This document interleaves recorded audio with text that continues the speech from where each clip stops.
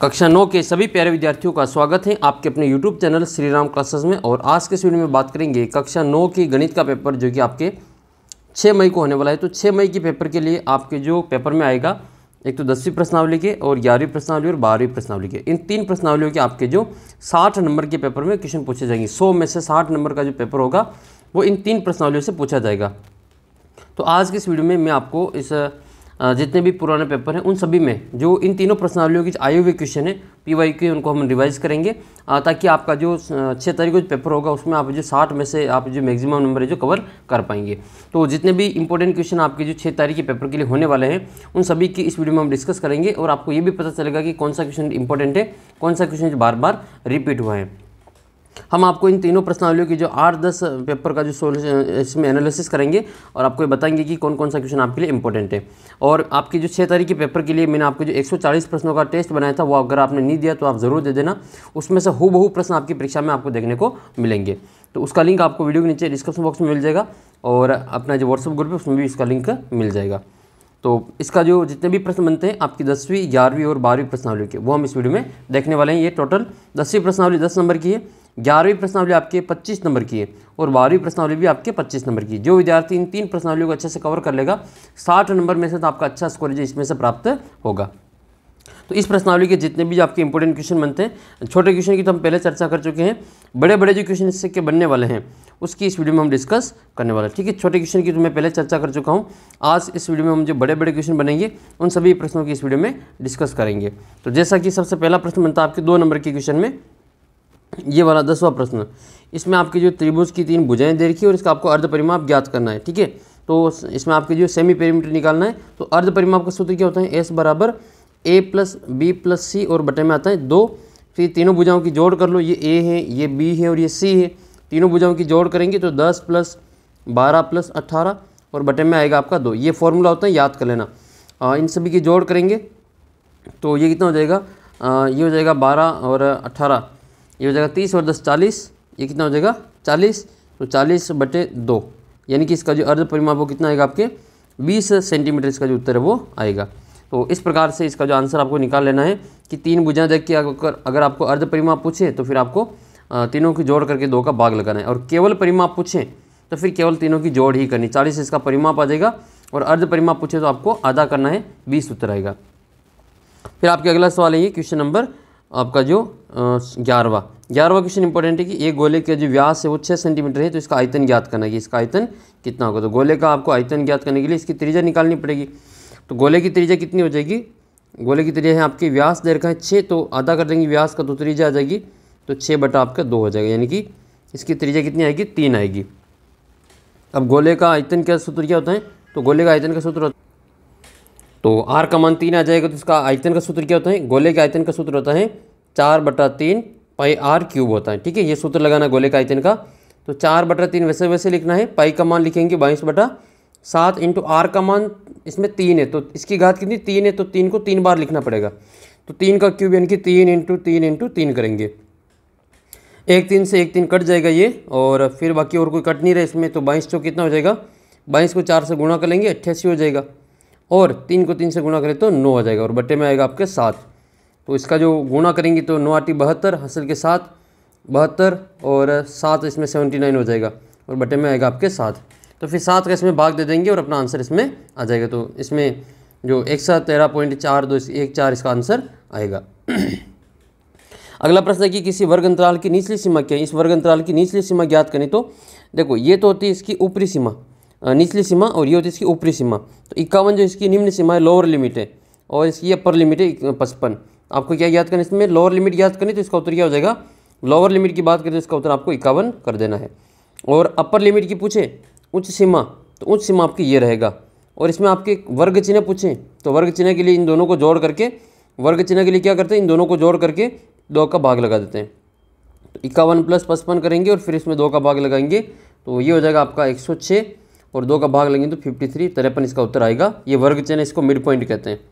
अगले क्वेश्चन की ओर बढ़ते हैं। क्वेश्चन नंबर आपका 13वां क्वेश्चन है कि बारंबारता बहुभुज का प्रयोग कब किया जाता है? तो जब आंकड़े सतत दे रखे हो तब इसमें बारंबारता बहुभुज का प्रयोग किया जाता है। फिर आपकी जो इंपॉर्टेंट प्रश्न बनता है इस चैप्टर का, देखो मैं इस वीडियो में केवल आपके उन्हीं प्रश्नों की चर्चा करूंगा जो कि प्रश्नावली आपके 10वीं 11वीं और 12वीं के आने वाले हैं। ये क्वेश्चन आपके उस त्रिभुज का क्षेत्रफल ज्ञात कीजिए जिसकी दो भुजाएं 8 सेमी और 11 सेमी, इसका परिमाप आपके 32 सेमी। इसको मैं पहले भी डिस्कस कर चुका हूँ, लेकिन इस बार एक बार और इसका परिमाप देख लेते हैं। तो आइए इस सवाल को हम यहाँ पे सॉल्व करते हैं। एक त्रिभुज की परिभाषा क्षेत्रफल ज्ञात करना है, और इसमें आपको क्या क्या दे रखा है। तो इसमें आपको ए का मान दे रखा है। ए बराबर कितना दे रखा है, 8 सेंटीमीटर दे रखा है। बी बराबर कितना दे रखा है, 11 सेंटीमीटर दे रखा है। और सी का मान हमें नहीं दे रखा, तो पहले सी का मान ज्ञात करेंगे। और क्या दे रखा है इसमें आपके परिमाप दे रखा है। और क्या दे रखा है इसमें आपको परिमाप दे रखा है। परिमाप कितना दे रखा है, 32 सेंटीमीटर इसका परिमाप हमें दे रखा है। आपको क्या करना है, इसमें पहले सी का मान ज्ञात करना पड़ेगा। तो परिमाप का सूत्र होता है ए प्लस बी प्लस सी, तीनों भुजाओं को जोड़ेंगे त्रिभुज की तो उसको परिमाप कहते हैं। ये हो जाएगा आपका 32। ए का मान कितना है, 8 है। बी का मान 11 है और सी का मान हमें ज्ञात करना है, और बराबर में आएगा आपका 32। फिर इसमें हम मान दोनों को जोड़ लेंगे, तो यहाँ 8 और 11 ये हो जाएगा आपका 19 प्लस सी बराबर में कितना आएगा आपके 32। सी का मान ज्ञात करना, तो 19 को उधर ले जाएंगे तो 32 माइनस 19 करेंगे, तो इसका जो आंसर आपके सी का मान कितना आ जाएगा, 13 सेंटीमीटर जो इसका आंसर आएगा। 12 में से 9 गए तो 3 और 2 में से 1 गए तो 1, तो सी का मान कितना आएगा आपके 13 सेंटीमीटर आ जाएगा। इसके बाद में फिर आपको एस का मान ज्ञात करना है, सेमी पेरीमीटर अर्ध परिमाप। तो इसमें एस का मान कैसे ज्ञात करेंगे। एस बराबर क्या होता है, वो होता है आपका ए प्लस बी प्लस सी और बटे में आता है आपका 2। ए प्लस बी प्लस सी तीनों की जोड़ आपको दे ही रखी है, ये ए प्लस बी प्लस सी बराबर 32 आएगा, ठीक है। और 8, 11 और 13 को जोड़ोगे तो भी आपके 32 ही आएगा। तो परिमाप पहले दे रखा तो हम डायरेक्ट ही 32 लिखेंगे, बटे में लिखेंगे 2, तो एस का मान कितना आ जाएगा आपके 16 आ जाएगा। तो एस का जो मान आया वो आपके 16 सेंटीमीटर इसका जो अर्ध परिमाप है वो आएगा। अब इसमें क्या करना है आपको, त्रिभुज में हीरोन का सूत्र लगाना है। तो हीरोन का सूत्र क्या होता है, हीरोन का सूत्र होता है इसमें त्रिभुज का क्षेत्रफल। क्या लिखना है आपको, त्रिभुज का क्षेत्रफल लिखना है। तो त्रिभुज का क्षेत्रफल बराबर इसका जो फॉर्मूला है आपके ये हो जाएगा हीरोन सूत्र। इसको यहाँ पे लिख लेना हीरोन सूत्र, ठीक है। हीरोन का सूत्र या हीरोन सूत्र लिख लेना। तो ये आपके हो जाएगा एस कोष्टक एस माइनस ए, फिर एस माइनस बी, फिर आएगा एस माइनस सी, ठीक है, ये आएगा। और फिर आपको यहाँ पे क्या करना है, एक लंबी लाइन खींचनी है, फिर आपको एस और ए बी सी के मान लिख लेना है। एस का मान कितना है, एस का मान देखो यहाँ पे 16 आया। एस का मान 16 कोष्टक 16 माइनस ए का मान कितना था 8, बी का मान 11 है, तो ए बी और सी का मान 13 है।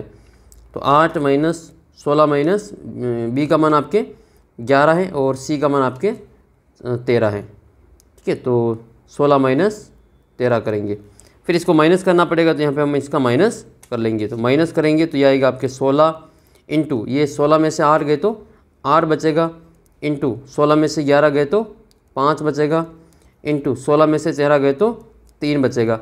फिर आपको यहाँ पे क्या करना है, 2 के जोड़े बनाने। तो देखो जोड़ा इसमें 8 और 16 से 8 का जोड़ा बन जाएगा, तो 16 को तोड़ करके 2 इंटू 8 लिख लेते हैं, तो इसका जोड़ा बन जाएगा।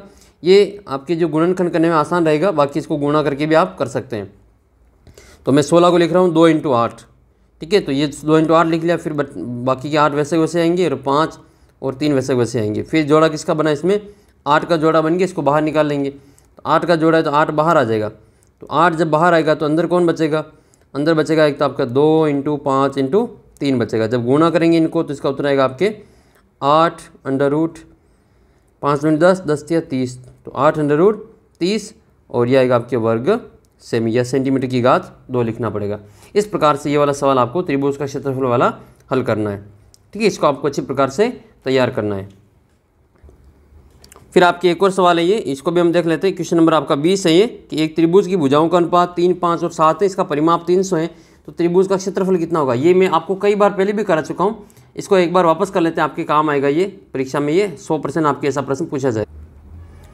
तो सबसे पहले इसमें आपको क्या करना है, भुजाओं को ज्ञात करना पड़ेगा। तो ए बी सी के साथ में हम इसको लिखेंगे, उसको एक्स मान लेंगे। तो इसमें हम लिखना पड़ेगा कि माना कि त्रिभुज की भुजाएं 3x 4 5x और 7x है, ठीक है। तो इसमें हम लिखेंगे माना कि जो त्रिभुज की भुजाएं हैं, त्रिभुज की भुजाएं, तो त्रिभुज की भुजाएं क्या दे रखी है आपको, वो हो जाएगी आपके ए बराबर हो जाएगा आपका 3x, बी बराबर हो जाएगा आपका 5x। जब भी अनुपात में इसको x मान के आपको सवाल हल करना है। और सी बराबर आपको दे रखा है आपके जैसे 7x मान लिया हमने। फिर क्या दे रखा है इसमें आपको परिमाप दे रखा है, तो इसमें लिखेंगे हम इसमें कि त्रिभुज का परिमाप, ठीक है। त्रिभुज का क्या दे रखा हमें, परिमाप दे रखा, तो यहाँ लिखेंगे त्रिभुज का परिमाप। ये कितना दे रखा हमें, ये हमें 300 दे रखा है। तो इस परिमाप की मदद से हम x का मान ज्ञात करेंगे, फिर इसकी वास्तविक भुजाओं का जो लंबाई है वो ज्ञात करेंगे। तो परिमाप होता है आपका a प्लस बी प्लस सी और बराबर में आपको दे रखा है 300। a का मान कितना लिखा हमने 3x माना, b का मान हमने 5x माना और c का मान हमने 7x माना और बराबर में कितना आया आपका 300 आया। अब क्या करेंगे, तीनों की जोड़ कर लेंगे तो 3 5 8 7 15 हो जाएगा। तो 15x बराबर में कितना आएगा आपका 300 आ जाएगा। x का मान ज्ञात करना तो 15 को गुणा से भाग में ले आएंगे तो 300/15 आ जाएगा। तो 15 का भाग 300 में कितनी बार जाएगा, तो 15 दूनी 30, 0 20 उत्तर आ जाएगा आपके। ठीक है, अब इसके बाद में आपको क्या करना है कि x का मान आपने निकाल लिया 20 हो गया। अब आपको इसमें x का जो मान है वो ABC की जगह पे रखना है। तो आपका जो इसमें मान आ जाएगा, तो a का मान कितना माना हमने, तो a बराबर हमने माना था कितना था 3x, कितना था 3x। तो ये हो जाएगा आपका 3 इंटू x का मान कितना है 20, तो 20 या कितना हो जाएगा 60 सेंटीमीटर हो जाएगा। b का मान कितना था 5x, तो ये हो जाएगा आपका 5x। तो ये आ जाएगा आपके 5 इंटू 20, तो 20 पंजे कितना हो जाएगा 100 सेंटीमीटर हो जाएगा। c का मान कितना माना हमने 7x था, तो ये हो जाएगा आपका 7 इंटू 20, तो 7 दूनी 14 यानी कि 140 सेंटीमीटर।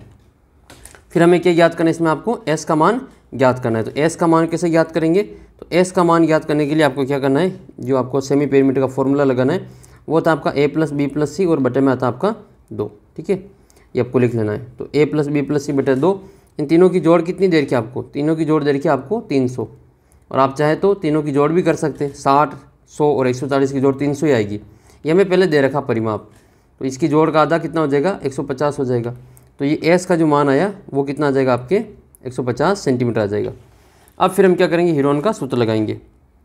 तो हीरोन का सूत्र क्या है, ठीक है, हीरोन सूत्र लगाएंगे। तो हीरोन का जो सूत्र होता है त्रिभुज का क्षेत्रफल बराबर, यह आता है आपका अंडर रूट लगाएंगे, फिर लगाएंगे s कोष्टक s माइनस a, फिर आएगा s माइनस b, फिर आएगा s माइनस c। ठीक है, इसमें हम मान लिख लेंगे ABC का। तो s का मान कितना लिखेंगे 150 लिखेंगे, तो s का मान आ जाएगा आपके 150 कोष्टक 150 माइनस a का मान कितना है, a का मान है 60, तो यहाँ पर आएगा आपके 60 कोष्टक 150 माइनस b का मान कितना है 100, तो यहाँ पर b का मान आ जाएगा 100 कोष्टक 150 माइनस c का मान कितना है 140, यहाँ पर आ जाएगा 140। इन तीनों को माइनस करने के बाद में आपको यहाँ पे गुणा में इनको लिख लेना है। तो अंडर रूट लगाएंगे, अंडर रूट लगाने के बाद में हम यहाँ पे लिखेंगे अंडर रूट 150 इंटू यहाँ पर बचेगा आपका 90 इंटू यहाँ पर बचेगा आपके 50 इंटू यहाँ पर बचेगा केवल 10। अब आपको क्या करना है, माइनस कर लेना, इसके बाद में इनके टुकड़े करने हैं, बाहर निकालें इनको अंडर रूट से, तो 2 2 के टुकड़े करेंगे। तो 150 को लिख लेंगे 3 इंटू 50, तो ये 50 का जोड़ा बन जाएगा, तो 3 इंटू 50 लिख लेंगे 150 को। 90 को लिख लेंगे 3 इंटू 3, 3 3 9 और 9 दाई 90, ये 90 हो जाएगा, ये 150 हो जाएगा। और 50 और 10 को वैसे ही लिख लेंगे क्योंकि इसका जोड़ा हमें चाहिए, तो ये लिख लेंगे 50 और 10 लिख लेंगे। फिर आपको क्या करना है, 3 3 के जोड़े बनाए, 2 2 के जोड़े बनाए, तो 3 का जोड़ा बन जाएगा, फिर आपके ये 10 का जोड़ा बन जाएगा और एक आपके ये 50 का जोड़ा बन जाएगा। तो इसको बाहर निकाल लेंगे जिसका जोड़ा बनेगा, तो 3 इंटू 10 इंटू 50, ये तो बाहर चला जाएगा और अंदर क्या बचेगा, केवल ये 3 बचेगा। तो 3, अब आपकी इसका जोड़ा नहीं बन रहा तो इसको अंदर ही रख लेंगे, फिर इसका गुणा करेंगे, तो ये इन तीनों का गुणा 3 दाई 30 और 30 और 50 का गुणा 1500 हो जाएगा। तो 1500 अंडर रूट 3 और ये सेंटीमीटर स्क्वायर हो जाएगा, या हिंदी में लिखो तो वर्ग सेमी लिख लेना, क्योंकि एक क्षेत्रफल है और क्षेत्रफल को वर्ग सेमी में लिखा जाता है, इसकी इकाई वर्ग होती है। इस प्रकार से आपको जो पूरा सवाल है वो हल कर लेना है। ठीक है, आपको कॉपी में भी ऐसे ही करना है, आपके जो स्कूल के टीचर्स है वो देखेंगे कि बच्चा क्या कमाल करता है आप, और मेरे से भी आप बेहतर तरीके से आप लिखने की कोशिश कर सकते हैं। ठीक है, अगला सवाल देखते हैं। अगला जो सवाल आपके इस प्रकार से है कि एक समबाहु त्रिभुज का आपको परिमाप दे रखा है 30 सेंटीमीटर, इसका आपको क्षेत्रफल ज्ञात करना है। समबाहु त्रिभुज का जो परिमाप है तो इसका आपके दे रखा है, परिमाप कितना दे रखा है 30 सेंटीमीटर, और इसका आपको क्षेत्रफल ज्ञात करना। तो इसका जो सीधा फॉर्मूला है वो मैं आपको बताता हूँ कि इसका समबाहु त्रिभुज का सीधा फॉर्मूला लगाकर भी आप इसका क्षेत्रफल ज्ञात कर सकते हैं। तो आइए इसको हम यहाँ पे हल करते हैं। तो यहाँ पर हल कर लेते हैं, ये आपके परिमाप दे रखा है। तो समबाहु त्रिभुज का परिमाप कितना है, तो समबाहु त्रिभुज का जो परिमाप दे रखा है, त्रिभुज का परिमाप पेरीमीटर जो दे रखा है वो आपको दे रखा है 30 मीटर। कितना दे रखा है 30 दे रखा है। ठीक है, 30 सेंटीमीटर, मीटर जो भी हम देख लेते हैं इसको, तो यहाँ पर आपको दे रखा है सेंटीमीटर, तो 30 लिख लेंगे यहाँ पे इसका परिमाप 30 सेंटीमीटर।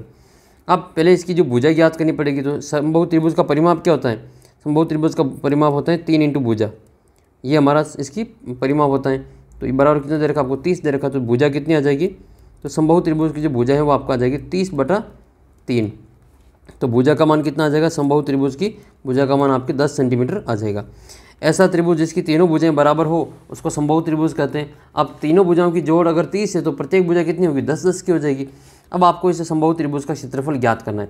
आप चाहे तो इसको हीरोन का सूत्र लगा कर के भी इसको निकाल सकते हैं और बाकी इसको सीधे फॉर्मूले से भी लगा सकते हैं। आपकी जो ए, बी और सी है वो इसमें तीनों बराबर हो जाएंगे, ए बराबर बी बराबर सी, ये तीनों इसमें आपके बराबर होते हैं। तो ए की जगह पे भी 10, बी की जगह पे भी 10 और सी की जगह पे भी 10 आएगा। बाकी फिर आपका वही सवाल है। तो हम इसमें जो समबाहु त्रिभुज उसका सीधा फॉर्मूला बताते हैं आपको, उससे आप कर लेना इसको। समबाहु त्रिभुज का क्षेत्रफल, इसका जो फॉर्मूला होता है वो सीधा फॉर्मूला ये आपके √3/4 इंटू भुजा का स्क्वायर या ए का स्क्वायर भी लिख सकते हैं इसको। तो √3/4 इंटू भुजा का मान कितना है, 10 है, तो यहाँ पे लिख लेंगे 10 का स्क्वायर। तो ये हो जाएगा आपका √3/4 इंटू 10 का स्क्वायर कितना होगा, 100 होगा।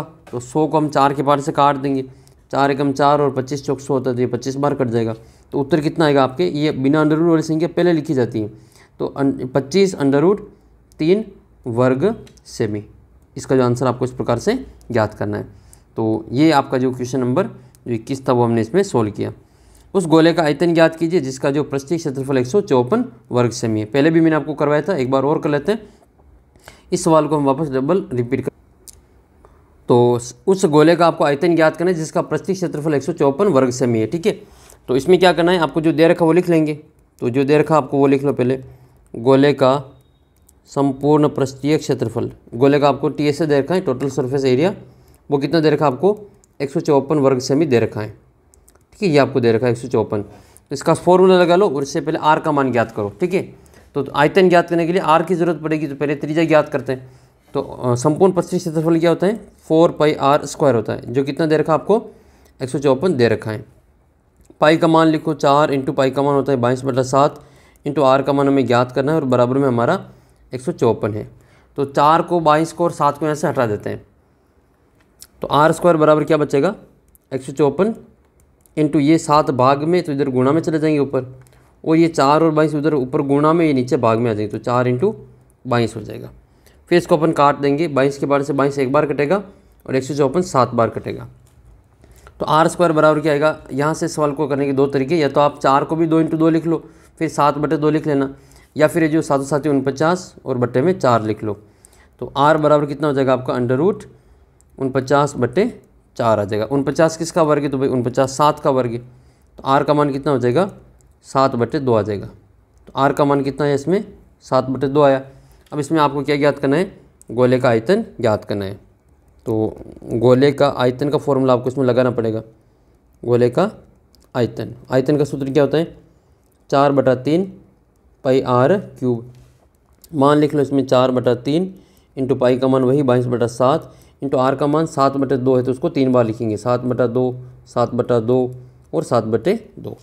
फिर जो करते होंगे इनको काट देंगे, एक साथ से एक साथ कट जाएगा, फिर बाकी और को इसमें, तो ये 4 से ये 2 से ये 22 11 बार कट जाएगा। फिर इस 2 से ये 4 2 बार काट देंगे, फिर इस 2 से ये वाले 2 एक बार काट देंगे। अब जो बच रहा है उसको गुणा करके लिख लेंगे, तो 11 इंटू 7 7 49 और बट्टे में क्या आएगा, ये केवल 3 आएगा। आप चाहे तो इसको एक स्टेप आगे और बढ़ा कर भी काट सकते हैं। तो इनको गुणा करेंगे तो ये हो जाएगा आपका 539, क्योंकि इनको दूर दूर लिखेंगे और 8 9 और 4 13 का 3 हासिल का 1, तो ये 4 और 5 हो जाएगा, तो 539/3 हो जाएगा। फिर आप चाहे तो इसको यहीं पे छोड़ दो या फिर इसमें 3 का भाग दे देना। तो 3 का भाग 539 में कितनी बार जाएगा, 539 में भाग देना है 3 का, तो इसमें भाग जाएगा 3 एकम 3, 2 बचेगा 23 हो जाएगा, 3 7 21, फिर इसमें बचेंगे 2 और 3 9 27, तो 179। अब पॉइंट लगाएंगे तो बचेगा आपका 2 20 हो जाएगा, 3 6 18, 3 6 18, तो 179.66 लिखो वर्ग सेमी, या फिर इसकी जगह पे ये भी लिख सकते हैं 179। अब 2 बच रहे शेषफल, तो ऊपर लिख लो 2 और नीचे लिख लो 3, तो ये भी इसका उत्तर सही है। अगर आपके ये दे रखा पीछे तो उत्तर ये लिख लेना, कोई सा भी लिख लेना, ये भी इसका आंसर है और ये भी इसका आंसर है, ठीक है। इस प्रकार से आपको किसी आयतन का, इसमें गोले का आपको पृष्ठीय क्षेत्रफल दे दे, ऐसा ये सवाल आपकी 100% आपकी पूछा जाएगा, या तो त्रिज्या पूछेंगे या फिर इसका आयतन पूछा जाएगा। फिर आपका एक और इम्पोर्टेंट क्वेश्चन बनता है ये 22 जो 12वीं प्रश्नावली का है कि एक राज्य की विधानसभा चुनाव में विभिन्न राजनीतिक पार्टी द्वारा जीती गई सीटों के परिणाम नीचे दिए गए हैं और इनको एक आपको जो मतदान है तो एक दंड आलेख बनाना है और किस राजनीतिक पार्टी ने अधिकतम सीटें जीती उसका आपको नाम इसमें बताना है। तो पहले हम दंड आलेख बना लेते हैं, फिर आपके जो इन दोनों प्रश्नों के उत्तर भी लिख लेंगे। तो ये आपको दे रखा है, इसका आपको क्या बनाना है, ग्राफ बनाना है। तो इसका ग्राफ बनाने के लिए आपको पहले क्या करना पड़ेगा, एक तो हम एक्स अक्ष ले लेंगे, ऊपर वाली तो एक्स अक्ष ले लेंगे और नीचे वाली वाई अक्ष पे ले लेंगे। ठीक है, आपको ये अक्ष खींचनी पड़ेगी और इसमें आपको ये चीज़ ध्यान रखनी कि किसमें कहाँ तक ले रखी है। तो इसमें गिनती कहाँ तक है, देखो 75 तक है। तो आपको क्या करना है, 10-10 का गैप ले लेना है, 10, 20, 30, 40 ऐसा आपको पैमाना ले लेना है। तो एक लाइन तो आप जो ग्राफ की ऐसे खड़ी खींचेंगे और एक लाइन आप इसे ऐसे आड़ी खींचेंगे। तो यहाँ पर तो आएगा सीटें, जीती गई सीटें। यहाँ पर क्या आएगा आपके, इस तरफ आ जाएगा आपके जीती हुई सीटें। क्या आएगा इसमें आपके, इसमें आएगा आपके राजनीतिक पार्टी और सीटें आपकी संख्या आपके वाई पे आएगा। तो एक्स अक्ष पे आएगा आपके राजनीतिक पार्टी। तो यहाँ पर आप क्या लिखेंगे, राजनीतिक पार्टी, यहाँ लिख लेना राजनीतिक पार्टी। और देखो सारे दंड आलेख बनाने का तरीका यही है, आप एक को सीख लो फिर इसके देखा बाकी भी बना सकेंगे। फिर आपको 10-10 की गैप में इधर लिखना है और इधर राजनीतिक पार्टी कौन कौन सी है, ए है, बी है, सी है, ठीक है, इसको पास में लिखते, सी है, डी है, ई है और एफ है। ये आपकी राजनीतिक पार्टी हो जाएगी, ए, बी, सी, डी, ई और एफ हो जाएगा। इधर क्या लिखना आपको, जीती गई सीटें लिखनी है। तो इधर हो जाएगा आपका जीती गई सीटें, जीती गई सीटें हो जाएगा। ठीक है, और यहाँ पर आपको जो संख्या कहाँ तक 75 ले जानी, तो आपको 80 तक लिख लेना है। तो ये हो जाएगा आपका 10, फिर इसके बाद में हो जाएगा आपका 20, इसके बाद में हो जाएगा 30, इसके बाद में 40, इसके बाद में 50, इसके बाद में 60। ये बराबर गैप पे आपको ऐसे लाइनें खींच लेनी है। 60 के बाद में 70 और 70 के बाद में 80 आ जाएगा। फिर आपको क्या करना है, दंड आलेख बनाना है। इसमें क्या बार ग्राफ बनाना है, इसका क्या बनाना है आपको, दंड आलेख बनाना है। तो दंड आलेख में याद रखना, दो ग्राफ के बीच में खाली जगह छोड़ी जाती है, इस प्रकार का बनता है दंड आलेख। ठीक है, और जो चिपका कर बनाते हैं पास पास में उसको आयत चित्र कहते हैं। ये इस प्रकार जो बनता है उसको आयत चित्र कहा जाता है। ठीक है, इस प्रकार के जो ग्राफ बनते हैं उसको आयत चित्र कहते हैं और इसको दंड आलेख कहा जाता है। दंड आलेख की जो चौड़ाई वो बराबर होती है, इनके बीच में जो जगह होता है वो भी बराबर छोड़ी जाती है। तो ए वाले को कहाँ तक ले जाना है, 75 तक ले जाना है। तो ए वाले का जो ग्राफ है वो आपको 75 कहाँ आएगा, 70 और 80 के बीच में, इसको बीचों बीच में यहाँ तक ले चलेंगे।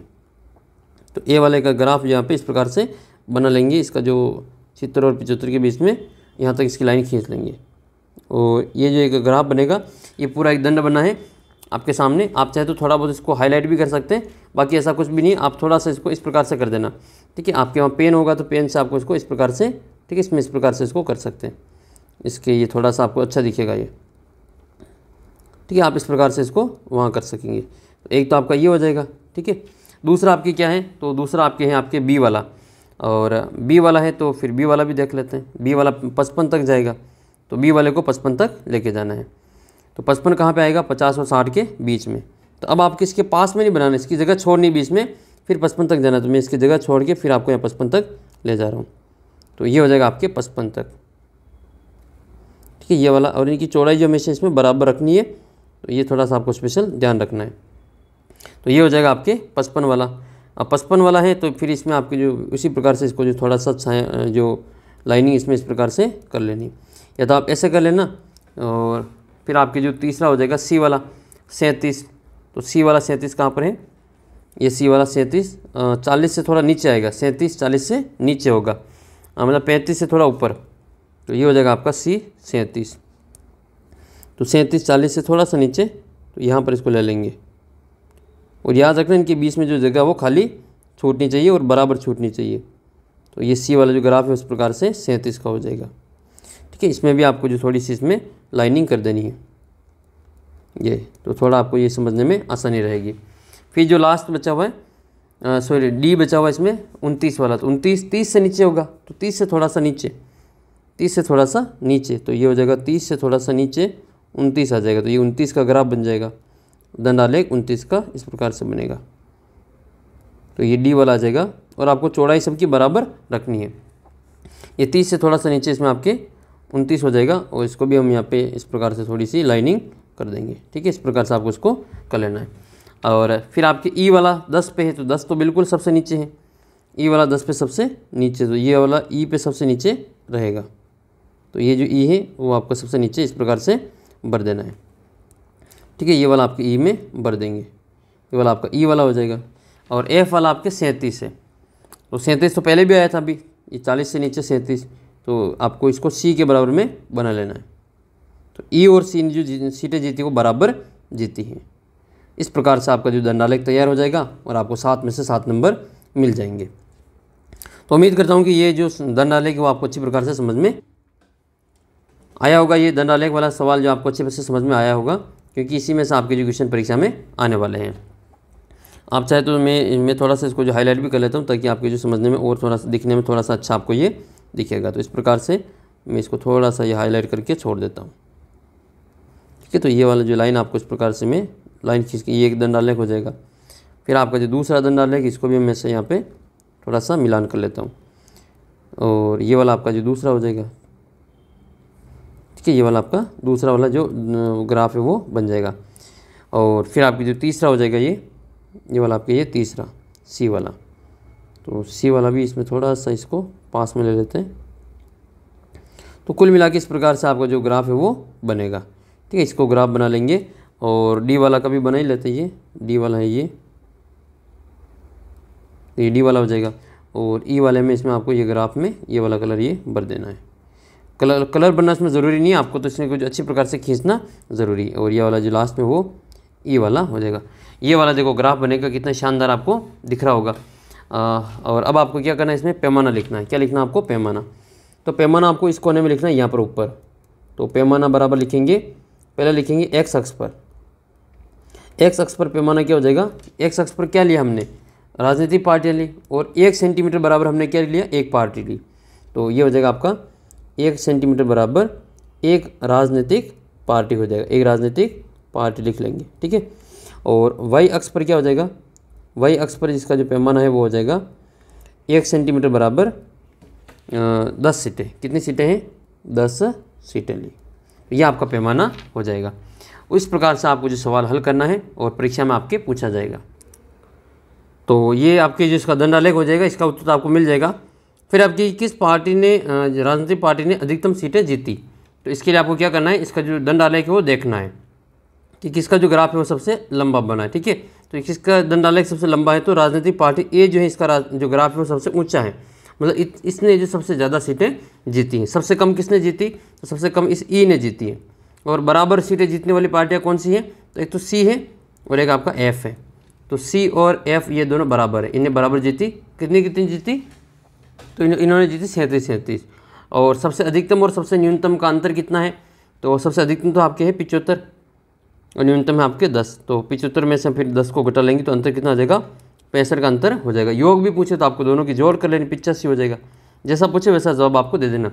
वैसा आपका यही क्वेश्चन आएगा, तो इसमें आपको कोई चेंजेस मिलेगा नहीं।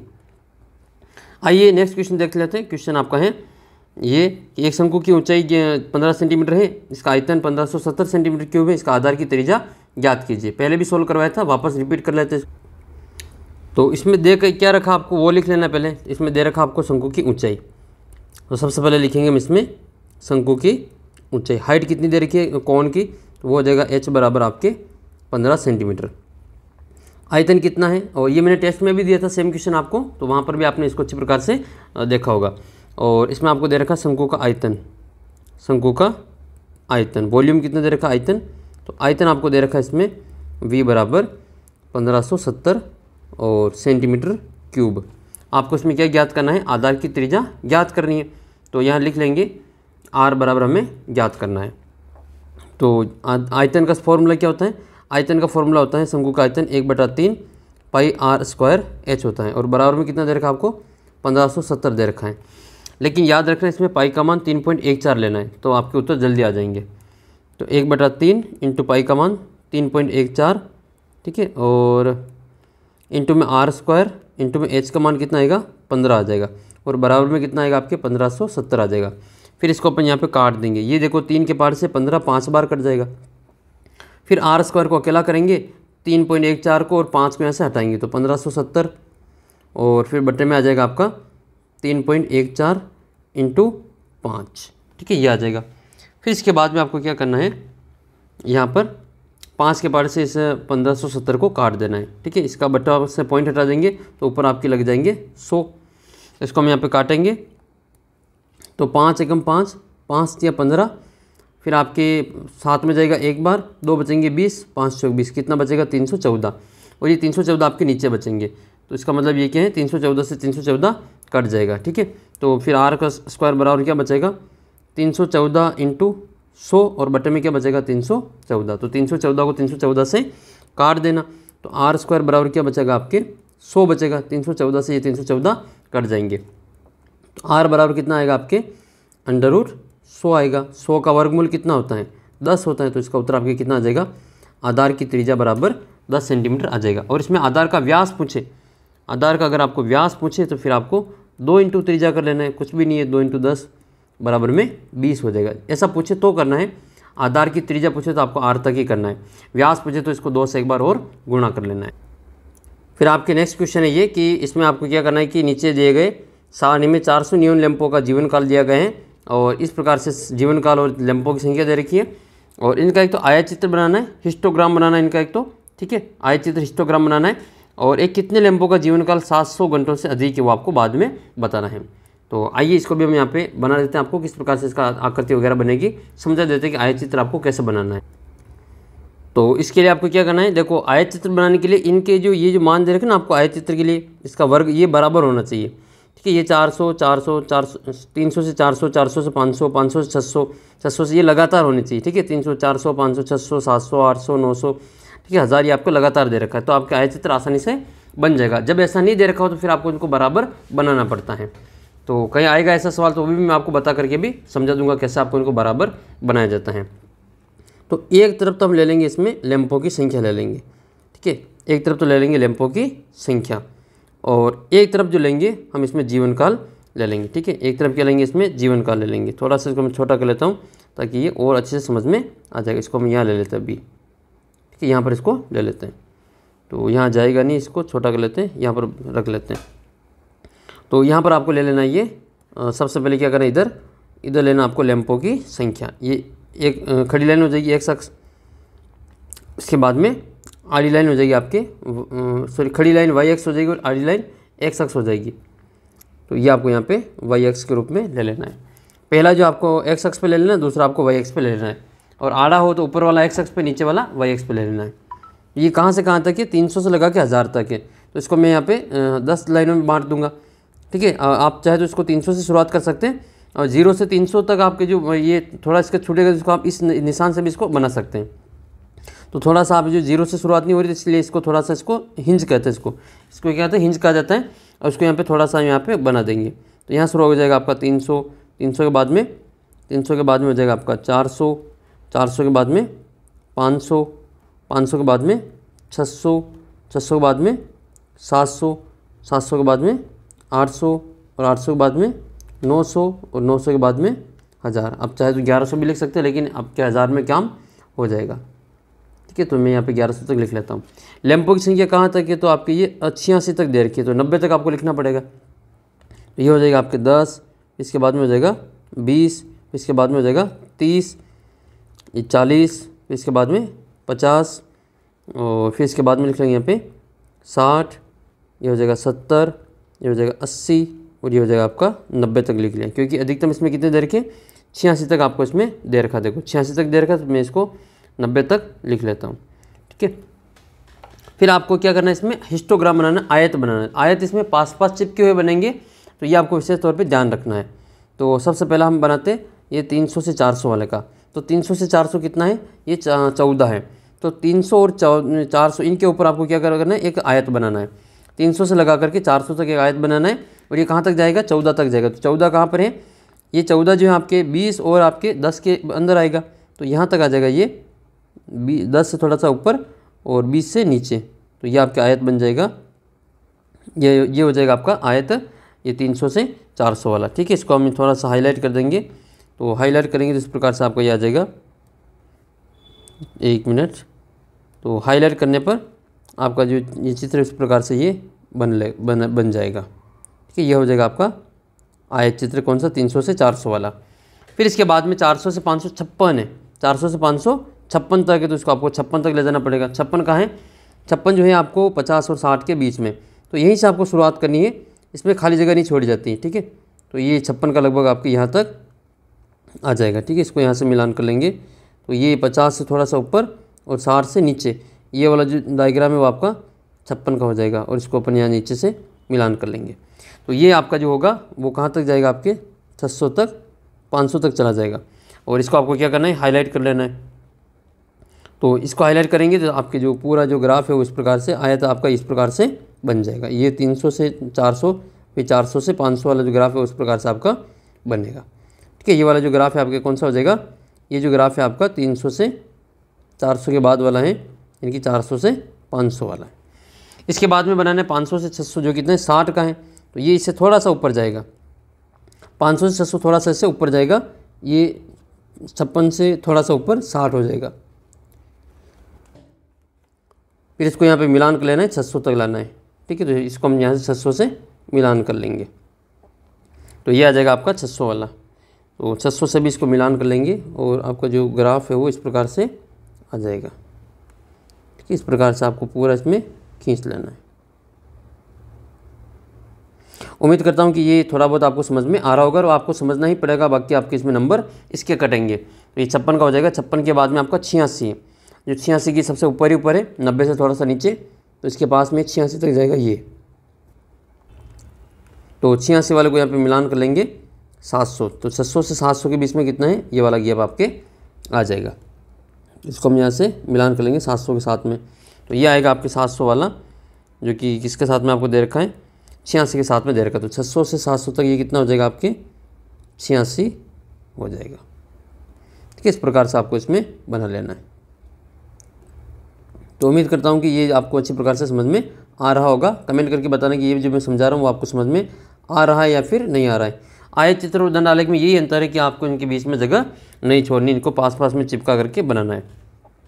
700 से 800 कितना हो जाएगा? तो 700 से 800 आपका 74 हो जाएगा, 74 हो जाएगा। तो 74 के लिए आपको क्या करना पड़ेगा? इसमें 70 से थोड़ा सा ऊपर, तो ये 70 से ऊपर ये यहाँ तक आ जाएगा, ठीक है। इधर से अंदाज से आपको इसमें ग्राफ दे रखे, तो उसमें आपको स्केल देंगे, तो उसके अनुसार आपको इसमें मिलान करना है। तो ये हो जाएगा आपका, इसमें कहाँ तक जाएगा? ये जाएगा आपके 86, मतलब 74 तक। 86 के बाद में 74 तक ये जाएगा। तो इसका जो ग्राफ है हम यहाँ पे बना लेंगे, ठीक है। इस प्रकार से जो दंड आलेख आपको इसमें बनाना है। तो ये बनाने के बाद में फिर आपका जो अच्छी प्रकार से और पूरा सा जो इसके संबंधित और भी सवाल होंगे उनको हम आगे और बता देंगे, आप इनको आगे देखते रहें। और ये हो जाएगा आपका 700 से 800। फिर 700 से 800 के बाद में क्या हो जाएगा? 800 से 900, 800 से 900 62 62 है। तो 62 कहाँ जाएगा? ये 62 60 से थोड़ा सा ऊपर, तो ये हो जाएगा आपका 60 से थोड़ा सा ऊपर। तो ये हो जाएगा आपका 60 से थोड़ा ऊपर 62, पहले 60 वाला है, इसे थोड़ा सा ऊपर 62 हो जाएगा। और ये हो जाएगा आपका 800 से 900। और ये कितने दे रखा आपको? 62 में दे रखा है, जिसको हम भर लेंगे कलर, लाल कलर में इसको भर लेते हैं, ताकि इसका जो ग्राफ है वो भी आपको अच्छी प्रकार से समझ में आ जाएगा। तो ये आपका जो इसमें दूसरा भी हो जाएगा, देखो, ठीक है। समझ में तो आ रहा है ना आपको ये सारी चीज़ें। तो इसी प्रकार से आपको सारी चीज़ें सीखने वाली हैं। देखो 9th क्लास में तो आप जो आराम से पास हो जाएंगे। अभी देखो लास्ट एग्ज़ाम के समय में आप जो तैयारी करके कितनी शानदार जो अंक प्राप्त करेंगे। अब 10वीं बोर्ड के विद्यार्थी हो जाएंगे, तो फिर आपको तैयारी शुरू से करवाऊंगा मैं, ठीक है। तो आप जो बच्चे जुड़ना चाहते हैं वो आप चैनल को सब्सक्राइब कर लेना, ताकि आप जो अच्छी प्रकार से जो 10वीं की तैयारी कर सकें। 900 से 1000 तक आपके 48 है, तो ये हो जाएगा आपका 48, मतलब 50 से थोड़ा सा नीचे। तो ये हो जाएगा आपके 50 से थोड़ा सा नीचे। इस प्रकार से आपको जो पूरा ग्राफ है वो बनाना है, ठीक है। ये आपका हो जाएगा 900 से 1000 वाला। तो समझ में आ गया होगा कि आयत चित्र में और दंड आलेख में क्या अंतर होता है। दंड आलेख में केवल वो जो दंड होते हैं, खड़ी जो केवल श्रेणी के बीच में जगह नहीं होती है, और दंड आलेख में बीच में जगह होती है, और इसमें आयत चित्र में बीच में जगह नहीं छोड़ते हैं। बस यही अंतर है, बाकी और इसमें कोई अंतर नहीं है।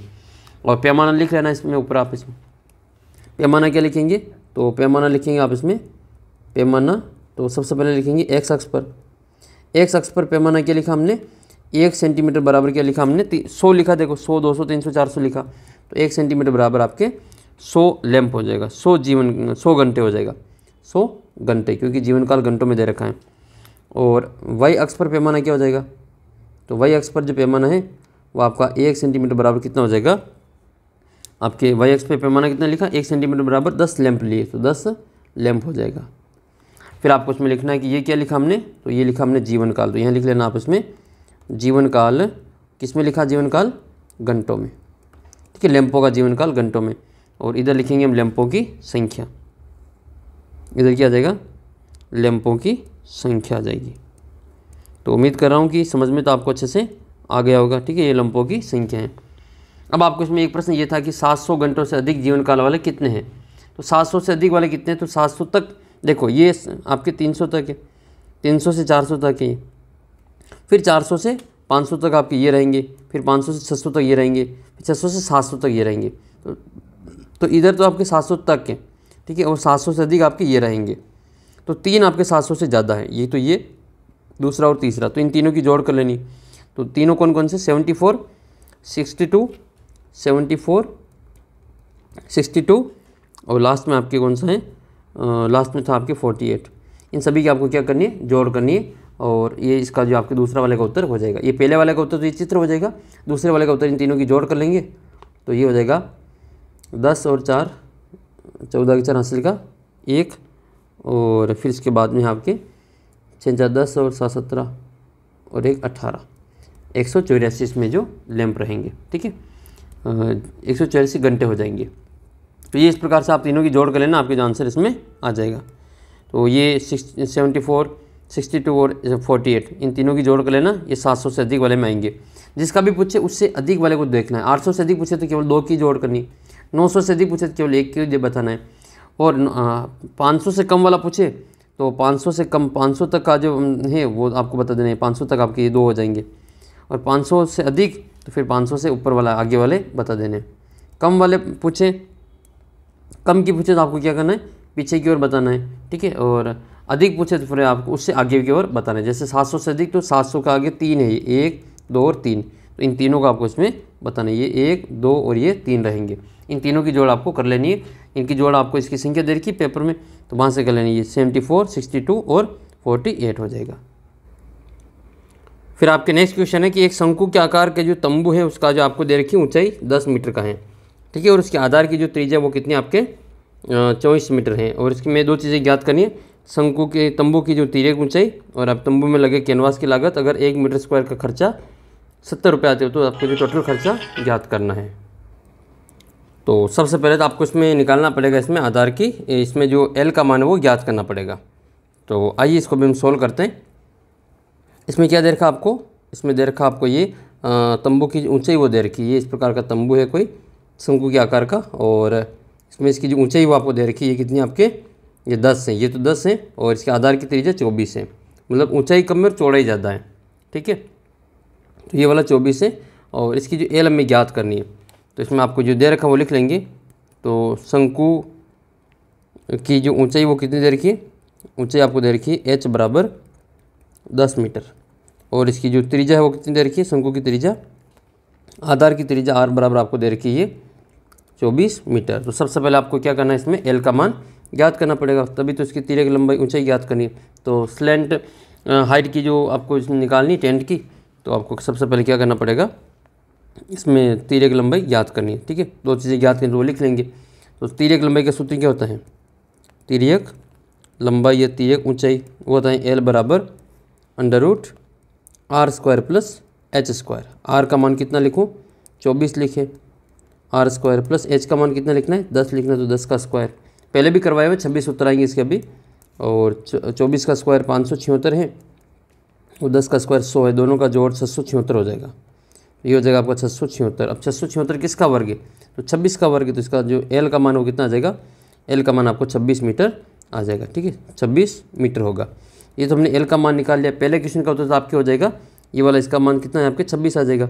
अब तंबू में लगे कैनवास की लागत ज्ञात करनी है। यदि 1 मीटर स्क्वायर का कैनवास का खर्चा 70 रुपये आता है, तो कैनवास आपके इधर लग रहा है, देखो ये, ठीक है, ज़मीन पे तो कैनवास लगेगा नहीं, इसका मतलब इसमें आपको क्या ज्ञात करना है, इसकी पेंदानी है, ठीक है, ये एक शंकु जैसा है, इसकी पेंदानी है, तो यहाँ कैनवास लगेगा, तो नीचे से इसके कैनवास में पेंदानी है, तो ये आपके वक्र प्रति क्षेत्रफल ज्ञात करना है। तो इसमें आपको शंकु का वक्र प्रस्थीय क्षेत्रफल ज्ञात करना पड़ेगा। तो इसमें आपके शंकु का क्या ज्ञात करना पड़ेगा, वक्र प्रस्थीय क्षेत्रफल लगेगा। तो वो कितना हो जाएगा आपके, वो हो जाएगा आपका पाई आर एल हो जाएगा। पाई का मान वही 22/7 इंटू आर का मान कितना है, आर का मान है आपके इसमें 24 और एल का मान कितना है 26 है। तो ये आपके इसमें आ जाएगा टोटल। अब ये इसको जो सभी को आप हल करेंगे गुणा करके, तो अपना जो आंसर है वो आ जाएगा।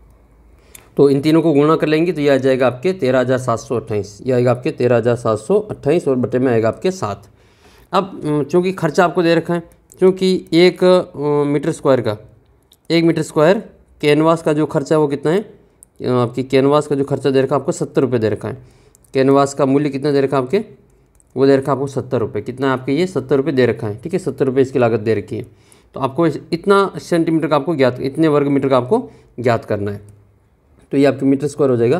तो मूल्य आपके 70 रुपये है, इसलिए ठीक है 13,728 बटे 7 मीटर स्क्वायर जो कैनवास है इसका मूल्य कितना हो जाएगा, वो हो जाएगा आपका 70 इंटू 13,728 और बटे में आएगा आपके 7, ठीक है। तो 7 के पार से इस 70 को काट देंगे 10 बार, तो इसका जो उत्तर है वो कितना आ जाएगा आपके 13,728 और इसकी 1 0 और लग जाएगा।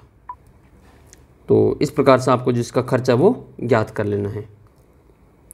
तो उम्मीद करता हूँ कि ये वाला सवाल आपको अच्छी प्रकार से समझ में आ गया होगा, ठीक है। एल का मान ज्ञात करके फिर आपको पाई आर एल करना है, फिर लास्ट में इसको 70 से गुणा कर देना है, आपका आंसर इसमें आ जाएगा। फिर आपके एक और सवाल इंपॉर्टेंट है ये कि एक आपको दे रखा है ये कि लोहे के 27 ठोस गोलों को पिघला करके प्रत्येक की त्रिज्या आर है और एक इसका प्रस्थीय क्षेत्रफल एस है। एक बड़ा गोला बनाया जाता है जिसका जो प्रस्थीय क्षेत्रफल S1 है। तो ज्ञात कीजिए नए गोले की त्रिज्या कितनी है, ठीक है। नया गोला जो बनेगा उसकी त्रिज्या कितनी है और इसके जो प्रस्थीय क्षेत्रफल है उनका अनुपात आपको ज्ञात करना है। पहले वाले का आपको ज्ञात करना है और बाद वाले का भी ज्ञात करना है। तो एक बड़ा गोला और एक इसमें छोटा गोला है। तो छोटे गोले का जो आपके त्रिज्या देख लेते हैं। तो छोटे गोले की त्रिज्या कितनी हो जाएगी, छोटे गोले की जो त्रिज्या है वो आपकी हो जाएगी इसमें स्मॉल आर।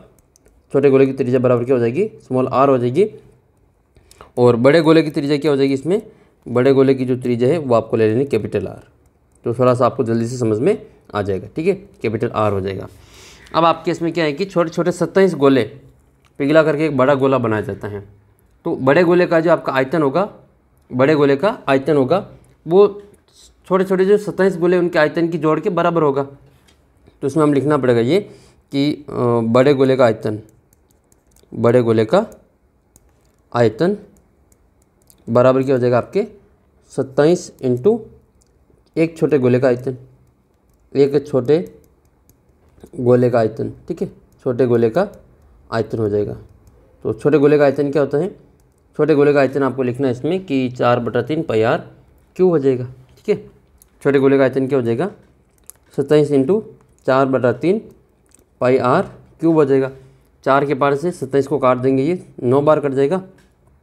और बड़े गोले का आयतन क्या हो जाएगा, बड़े गोले का आयतन हो जाएगा 4/3 और ये हो जाएगा आपके पाई आर क्यूब हो जाएगा, कैपिटल आर आ जाएगा। और बराबर में कितना आएगा आपके 9 इंटू 4 9 चौक 36 और पाई आर क्यूब आ जाएगा, ठीक है, 36 पाई आर क्यूब आ जाएगा।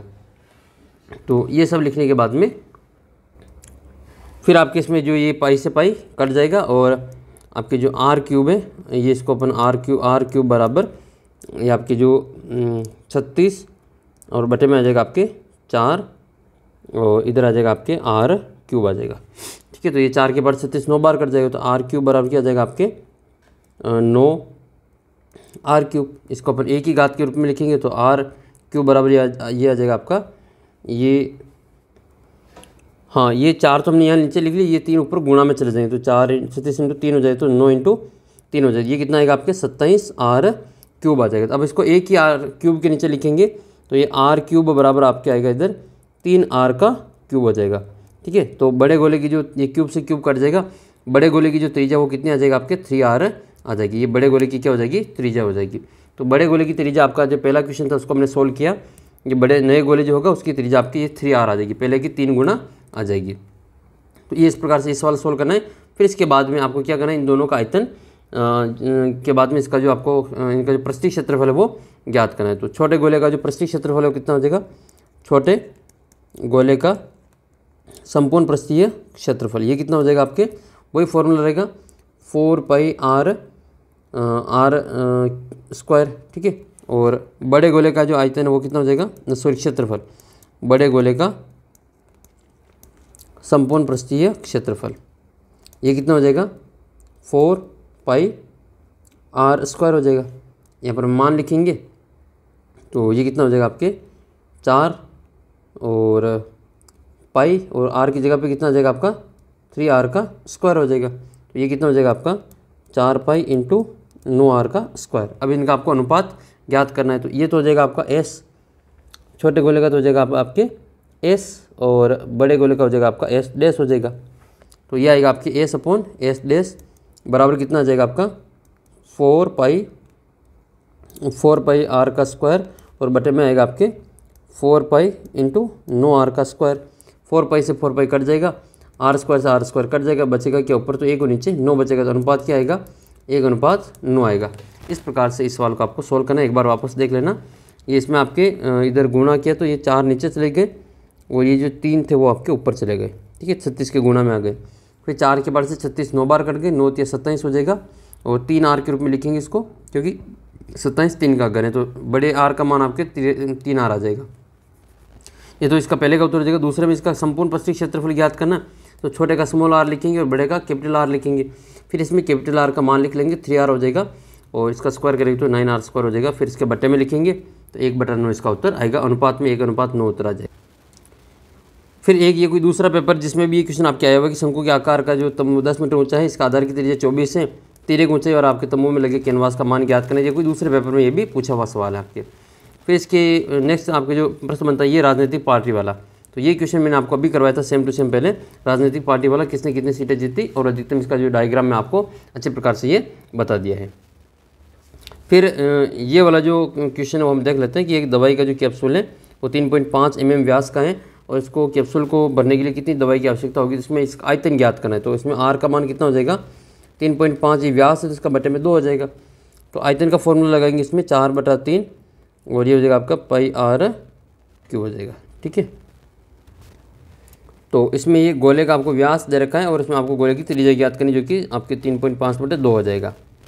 तो इसमें मान लिखेंगे 4/3 और इंटू पाई का मान 22/7 और r का मान कितना है 3.5/2 इंटू 3.5 और बटे में 2 इंटू 3.5/2। पॉइंट हटाएंगे तो 20 हो जाएगा, 1 0 और लग जाएगा, यानी कि पॉइंट हटाने में 20, पॉइंट हटाएंगे तो 20।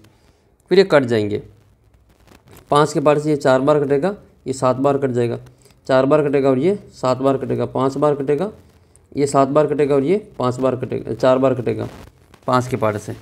फिर 1 4 से 1 4 कट जाएगा और कौन कटेगा, तो और अपना जो ये 4 है ये 4 कट जाएगा 2 के पार्ट से 2 बार और ये 22 कटेंगे, ये 11 बार। अब शायद और कोई इसमें नहीं कटेगा, तो फिर हम क्या करेंगे, इनका गुणा कर देंगे, 11 को 7 को और 7 7 49, 77 इंटू 7 7 49 और बटे में कितना आ जाएगा आपका, ये 3 आपका आएगा, ये 3 दूनी 6 और 6 चौक 24, तो बटे में आपका 24 का भाग इसमें देना पड़ेगा। तो इन दोनों को गुणा करके 24 का भाग दे देना, आपका इसमें आंसर आ जाएगा। फिर आपके एक सवाल ये है कि ऊपरी व्यास आपके 3.5 मीटर है, इस शंकु के आकार का गड्ढा 12 मीटर गहरा है, इसकी किलो धारिता जो किलो लीटर में कितनी होगी। तो यहाँ पर आपको दे रखा है इसकी जो शंकु के आकार का जो ऊपरी व्यास है वो आपको कितना है, ये इस प्रकार से है, ठीक है। गड्ढा है कोई इस प्रकार का और इसका जो व्यास है वो आपको दे रखा है 3.5 मीटर, ये पूरा 3.5 है और इसकी जो गहराई वो 12 मीटर है। तो इसमें कितना किलो लीटर जो चीज़ें आ सकती हैं, आपको धारिता किलो लीटर में ज्ञात करनी है। तो किलो लीटर का मतलब क्या होता है, 1 मीटर क्यूब बराबर आपके 1 लीटर होता है, ठीक है, 1 किलो लीटर होता है, ठीक है, ये आपको याद करना है। 1 मीटर क्यूब बराबर 1 किलो लीटर होता है। शंकु के आकार के गड्ढे के लिए व्यास कितना है 3.5, तो इसका आधा व्यास त्रिज्या कितनी हो जाएगी, r बराबर 3.5/2 यानी कि आपके 35/20 लिख लेंगे, या 5 के पार्ट से काटेंगे तो 7/4 लिख लेंगे। गहराई कितनी, h बराबर आपके जो 12 मीटर हो जाएगा। फिर इसमें आपको क्या करना है, आयतन ज्ञात करना है। क्या ज्ञात करना है इसमें, आयतन ज्ञात करना है। तो आयतन के लिए आपको 1/3 पाई r² h लिखना है, 1/3 पाई का मान 22/7, r का मान 7/2 7/4 7/4 हो जाएगा, क्योंकि वो 35/20 था, तो ये 7/4 हो जाएगा। फिर इंटू एच कितना है 12 है तो 12 लिख लेंगे।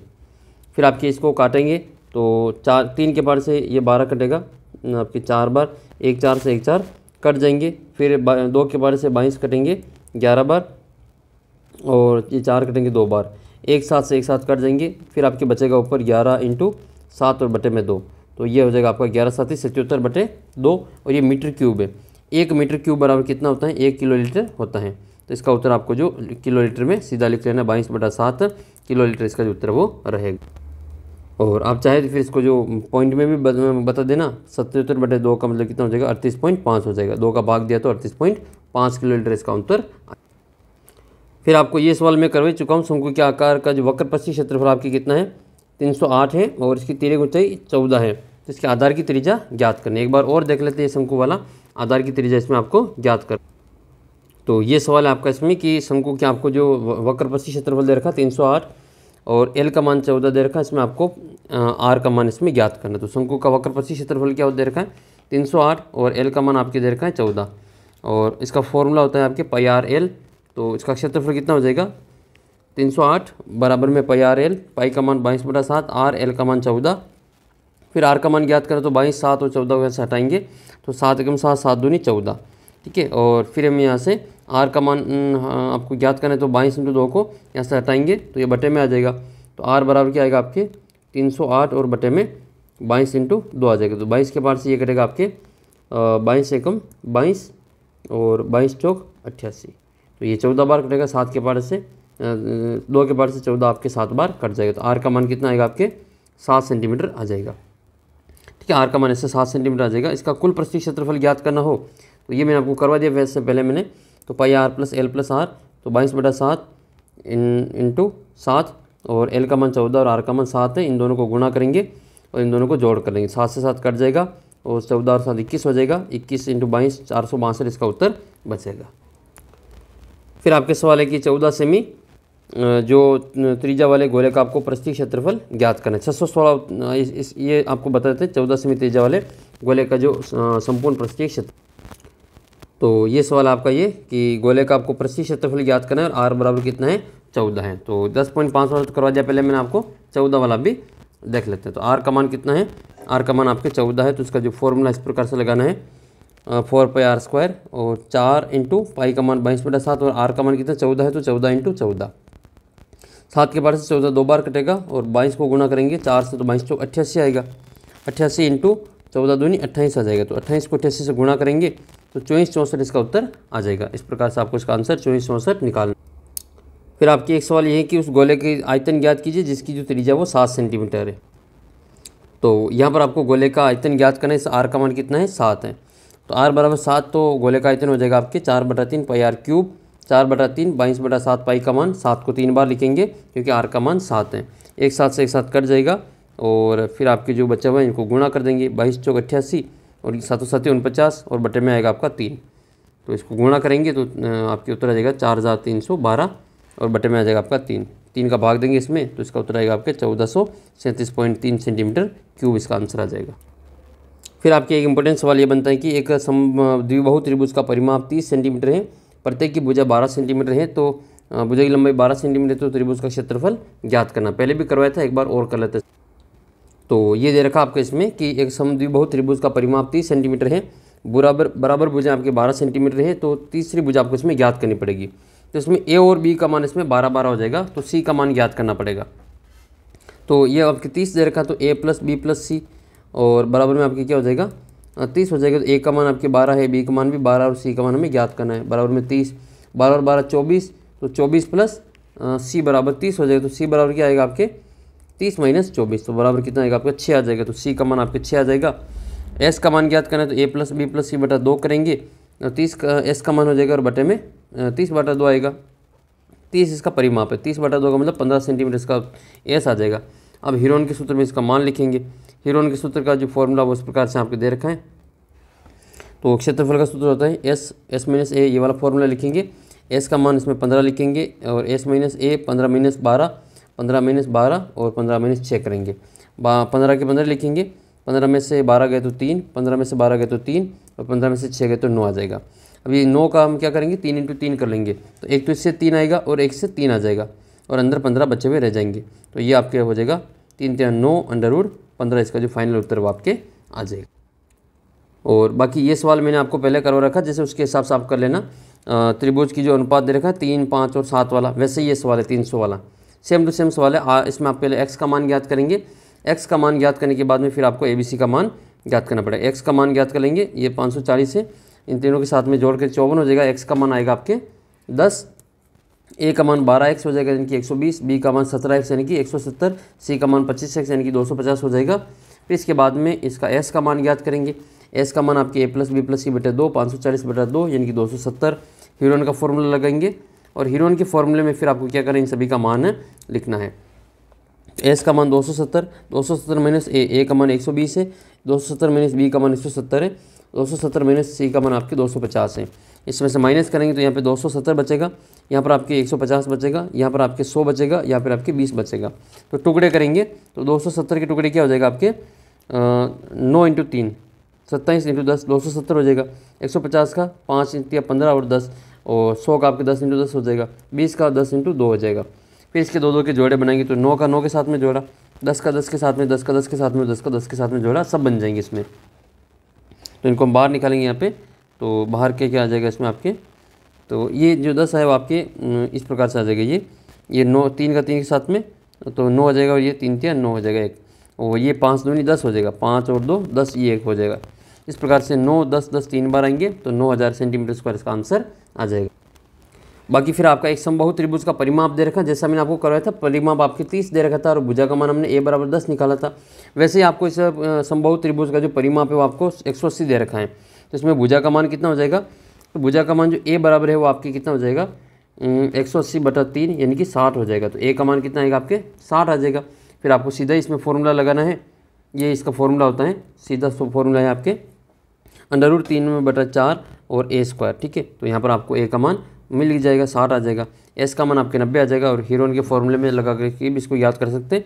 बाकी सीधा फॉर्मूला आप ये लगाएंगे तो भी इसका आंसर आपको यही आएगा। देखो 900√3 और 900√3, √3/4 और भुजा स्क्वायर, √3/4 भुजा का मान 60 है तो 60 का स्क्वायर, तो 60 × 60, तो 4 के पार से 60 करेगा 15 बार, 15 को 6 से गुना करेंगे यानी कि 60 से 900 हो जाएगा ये, और अंडर रूट में 3 आएगा। तो इसका फाइनल उत्तर आप इस प्रकार से भी ज्ञात कर सकते। फिर आपकी ये सवाल हो गया, अभी हमने कर लिया, परिमाप 450 दे रखा है और 12 13 12 और 5 है, ठीक है। उसी प्रकार से इसको भी आप हल कर लेना, x का मान निकाल करके आपका जो त्रिभुज का क्षेत्रफल आ जाएगा। और फिर इसमें आपकी जो बर्तन की जो शंकु के आकार की बर्तन की धारिता लीटर में ज्ञात कीजिए यदि इसकी तिर्यक ऊंचाई L बराबर आपको 25 दे रखी है, और इसमें आपको जो R का मान कितना दे रखा है 7 सेंटीमीटर दे रखा है। तो इसमें धारिता ज्ञात करनी है, तो पहले इसमें आपको h का मान ज्ञात करना पड़ेगा, फिर h का मान निकालेंगे, उसके बाद में फिर इसके जो आयतन ज्ञात करेंगे। तो यहाँ पर आपको क्या दे रखा है, R का मान इसमें 7 है और तिर्यक ऊंचाई L बराबर 25 है। तो इसमें पहले आपको क्या करना पड़ेगा, इसका जो R का मान तो दे रखा है 7 और L का मान 25 दे रखा है, तो आपको h का मान ज्ञात करना पड़ेगा। सबसे पहले आपको इसमें L का मान और R के मान की सहायता से h का मान ज्ञात करना है। तो ये फॉर्मूला लगाएगा कि L² बराबर R² प्लस h²। h का मान ज्ञात करना है, R का मान 7² है, 7 का स्क्वायर हो जाएगा, और L की जगह पे 25 लिख लेंगे। तो h बराबर कितना हो जाएगा 25 का स्क्वायर 625 और 7 का स्क्वायर 49, इधर आएंगे तो माइनस भी हो जाएंगे। तो h बराबर हो जाएगा आपके 576, यानी कि h बराबर 576 हो जाएगा। 576 किसका वर्ग है 24 का वर्ग है, तो यहाँ पर h का मान आपके 24 आ जाएगा। अब इसका आयतन ज्ञात करना आपको, तो आयतन का इसमें फॉर्मूला लगाएंगे। तो आयतन का फॉर्मूला क्या होता है, तो इसमें जो आयतन का फॉर्मूला वो आपको इसमें लगाना है 1/3 πr² h। ये मान लिखेंगे 1/3, पाई का मान 22/7, r का मान इसमें 7 है तो 7 का स्क्वायर इंटू h का मान अभी निकाला हमने 24। इसमें कट जाएगा ये एक साथ से एक साथ कट जाएगा, एक साथ ही बचेगा, और बाकी इसमें 3 के पार से 24 8 बार कट जाएगा, जो बचा हुआ इनको यहाँ पे गुणा कर लेंगे, ठीक है। तो क्या ये बचेगा इसमें आपके 22 × 7 × 8 56, तो 22 × 56 को गुणा करेंगे तो इसका जो उत्तर आपके 1232 सेंटीमीटर क्यूब इसका जो आंसर है वो आ जाएगा। लेकिन अब इसको आपको लीटर में चेंज करना है, तो लीटर में चेंज करना है तो क्या करना पड़ेगा 1000 का भाग देना पड़ेगा। जब आपके 1 सेंटीमीटर क्यूब की बात करें तो इसमें आपके कितना होता है 1 लीटर होता है। 1 सेंटीमीटर क्यूब बराबर आपके इसमें, तो इसको क्या करना पड़ेगा, 1000 से इसमें भाग देना पड़ेगा और उसको लीटर में चेंज करेंगे तो ये इसका जो 1.232 लीटर इसका जो आंसर वो आ जाएगा। जब आपको सेंटीमीटर क्यूब में दे तो फिर आपको 1000 का भाग देके इसको लीटर में चेंज कर देना है। फिर आपके इसमें ये दे रखा कि ये जो आपके सवाल है 25वां सवाल, इसमें बारंबारता बंटन सारणी का बारंबारता बहुभुज बनाना है। तो बारंबारता बहुभुज और कुछ भी नहीं है, जैसा हमें जो इसमें जो आयत चित्र बनाते हैं तो आयत चित्र बनाने के बाद में इसका जो मिड पॉइंट निकाल लेते हैं, 20 का पॉइंट निकाल लेते हैं और फिर 20 के पॉइंट को यहाँ पे क्या कर लेते हैं, मिलान कर लेते हैं। वही आपका जो क्या हो जाएगा, बारंबारता बहुभुज बन जाएगा। तो आइए इसको भी देख लेते हैं। तो बारंबारता बहुभुज क्या होती है, एक प्रकार का जो एक आंकड़ों को बारंबारता को निरूपित करने का एक अन्य विधि है और एक बहुभुज है जो कि इनकी जो मध्य बिंदु होगा, आयत होंगी, आयत चित्र का जो मध्य बिंदु होगा उनको जोड़ करके रेखाखंड से जोड़ देते हैं, वही हमारा क्या हो जाएगा, बहुभुज, बारंबारता बहुभुज हो जाएगा। इस प्रकार से देखो ये आयत बनाया, ठीक है, आयत चित्र बना दिया हमने ये, ठीक है, ये वाला सभी आयत चित्र है। आयत चित्र बनाने के बाद में आपको क्या करना है, इनका जो मध्य बिंदु लेना, इसका मध्य बिंदु, इसका मध्य बिंदु, ठीक है, यहाँ पर जो दे रखा होगा उसका मध्य बिंदु, जैसे 30 और 40 का मध्य बिंदु, 30 और 40 का मध्य बिंदु क्या आएगा, 35 आ जाएगा। तो आपको 35 के ऊपर यहाँ पे मिलान कर लेना ऐसे। फिर यहाँ पे मध्य बिंदु, इसका मध्य बिंदु, इनको आपस में मिलान कर लेना, यही आपका क्या हो जाएगा, बारंबारता बहुभुज हो जाएगा। ठीक है, इस प्रकार से इसका जो उत्तर आप इसमें सीधा ही निकाल सकेंगे। तो इसका भी हम इसमें बारंबारता बहुभुज बनाएंगे तो इसमें क्या करना पड़ेगा, आपको एक आयत चित्र बनाना पड़ेगा। ठीक है, 10, 20, 30, 40, 50, 60 तक आपको इसमें लेना है। फिर इसकी जो मिड पॉइंट होगा उससे इसको क्या करना है, मिलान कर लेना है। जैसे आपको यहाँ पे बताता हूँ मैं, यहाँ पे इधर एक लाइन खींच लेनी है और इधर आपको एक लाइन दूसरी खींच लेनी है। फिर आपको कहाँ से कहाँ तक जाना है, इधर तो जाना आपको 20 तक लेना है, तो इस 5-5 के गैप में ले लेना, 5, 10, 15 और 20। तो ये हो जाएगा आपके 5, 10, 15 और 20, ये 20 तक हो जाएगा। इधर आपको कहाँ तक लेना है, इधर आपको 60 तक लेना है। तो 0 से यहाँ जगह 0, फिर हो जाएगा आपके 10, फिर आपके 20, फिर आपकी हो जाएगा 30, इसके बाद में 40, इसके बाद में 50, इसके बाद में 60 और इसके बाद में आगे 70 तक हो जाएगा। फिर आपको बनाना है इसका दंडालेख। पहले जो आयत चित्र बनाना है तो 0 से 5, इसमें जो 10 तक वो कितना हो जाएगा आपके, 0 से 10 तक आपके 15 है, तो 0 से 10 तक इसमें 15 ले लेंगे। तो 0 से 10 तक इसमें 15 का मतलब यहाँ तक आएगा। ठीक है, ये इसका क्या हो जाएगा, आयत चित्र बन जाएगा। फिर 15 के बाद में आपकी जो 12 है तो इसके बाद में 12 आ जाएगा, जो कि 10 से थोड़ा सा नीचे होगा, ये हो जाएगा आपका इसमें 12। फिर 20 से 30 कितना है, तो ये आपके 10 हो जाएगा, तो 10 आपके यहाँ तक रहे, तो ये 20 से 30 आपके 10 हो जाएंगे। फिर 30 से 40 तक ये आपके 4 हो जाएगा, जो 5 से थोड़ा सा नीचे होगा। फिर 40 से 50 तक कितना है, तो 40 से 50 तक है आपके 11, जो कि 10 से थोड़ा सा ऊपर होगा, ये आपकी हो जाएगा 40 से 50। फिर 50 से 60 कितना है, 14, जो कि 15 से थोड़ा सा ऊपर निकल जाएगा। इस प्रकार से आपका ये बनेगा बारंबारता। इसका जो ये तो बन गया आपके आयत चित्र, इसको क्या कहते हैं, आयत चित्र कहते हैं। अब आपको इसका मिड पॉइंट लेना है, 10 और 0 का मध्य बिंदु क्या हो जाएगा, 5 हो जाएगा। फिर 10 और 20 का 15 हो जाएगा। फिर 15, 20 और 30 का 25 हो जाएगा। फिर 30 और 40 का 35 हो जाएगा। 40 और 50 का 45 हो जाएगा। 50 और 60 का 55 हो जाएगा। अब क्या करना है, इनको सभी को आपस में मिलान कर लेना है। इसको यहाँ से मिलान कर लेना है, फिर इसको यहाँ से मिलान करना है, फिर इसको यहाँ से मिलान कर लेना है, इसको यहाँ से मिलान कर लेना है, इसके बाद में इसको सीधा यहाँ से मिलान करना है, इसके बाद में इसको सीधा यहाँ से मिलान कर लेना है। इस प्रकार से ये जो बिंदु बनेंगे, ये जो बहुभुज बनेगा, इसको कहा जाता है आपके बारंबारता बहुभुज। उम्मीद करता हूँ कि आयत चित्र की तरह ये भी आपको समझ में आ गया होगा। तो इसको भी आपको इसी प्रकार से हल करना है। इसमें 0 से 5, 5 से 10, 15 से 20, 20 से 25, ठीक है, ये आपको लेना है। और इसमें भी आपके 18 तक किताब, अब इसको 20 तक ले लेना। फिर आप चाहे तो 2-2 के जोड़े में भी इसको ले सकते हैं, 2, 4, 6, 8, 10, ऐसा भी आप इसमें कर सकते हैं। फिर आपके क्वेश्चन नंबर 16 है, देखो, एक त्रिभुज का क्षेत्रफल जिसकी 2 भुजाएं 18 सेमी और 10 सेमी है और इसका परिमाप 42 है। तो इसमें आपको तीसरी भुजा ज्ञात करनी पड़ेगी। इन दोनों को जोड़ करके 28 को इसमें से घटाएंगे, आपकी तीसरी भुजा आ जाएगी। फिर आपको इसका क्षेत्रफल ज्ञात कर लेना है। विधानसभा सीटें आपकी दे रखी, जीती गई, और इसका जो आपको दंडालेख बनाना है, सेम क्वेश्चन मैं आपको पहले ही करवा चुका। फिर एक और क्वेश्चन आया आपके ये कि शंकु के आकार का जो तंबू है 10 मीटर ऊंचा है, इसके आधार की त्रिज्या 24 मीटर है, तो ज्ञात कीजिए कि तंबू का जो तिर्यक।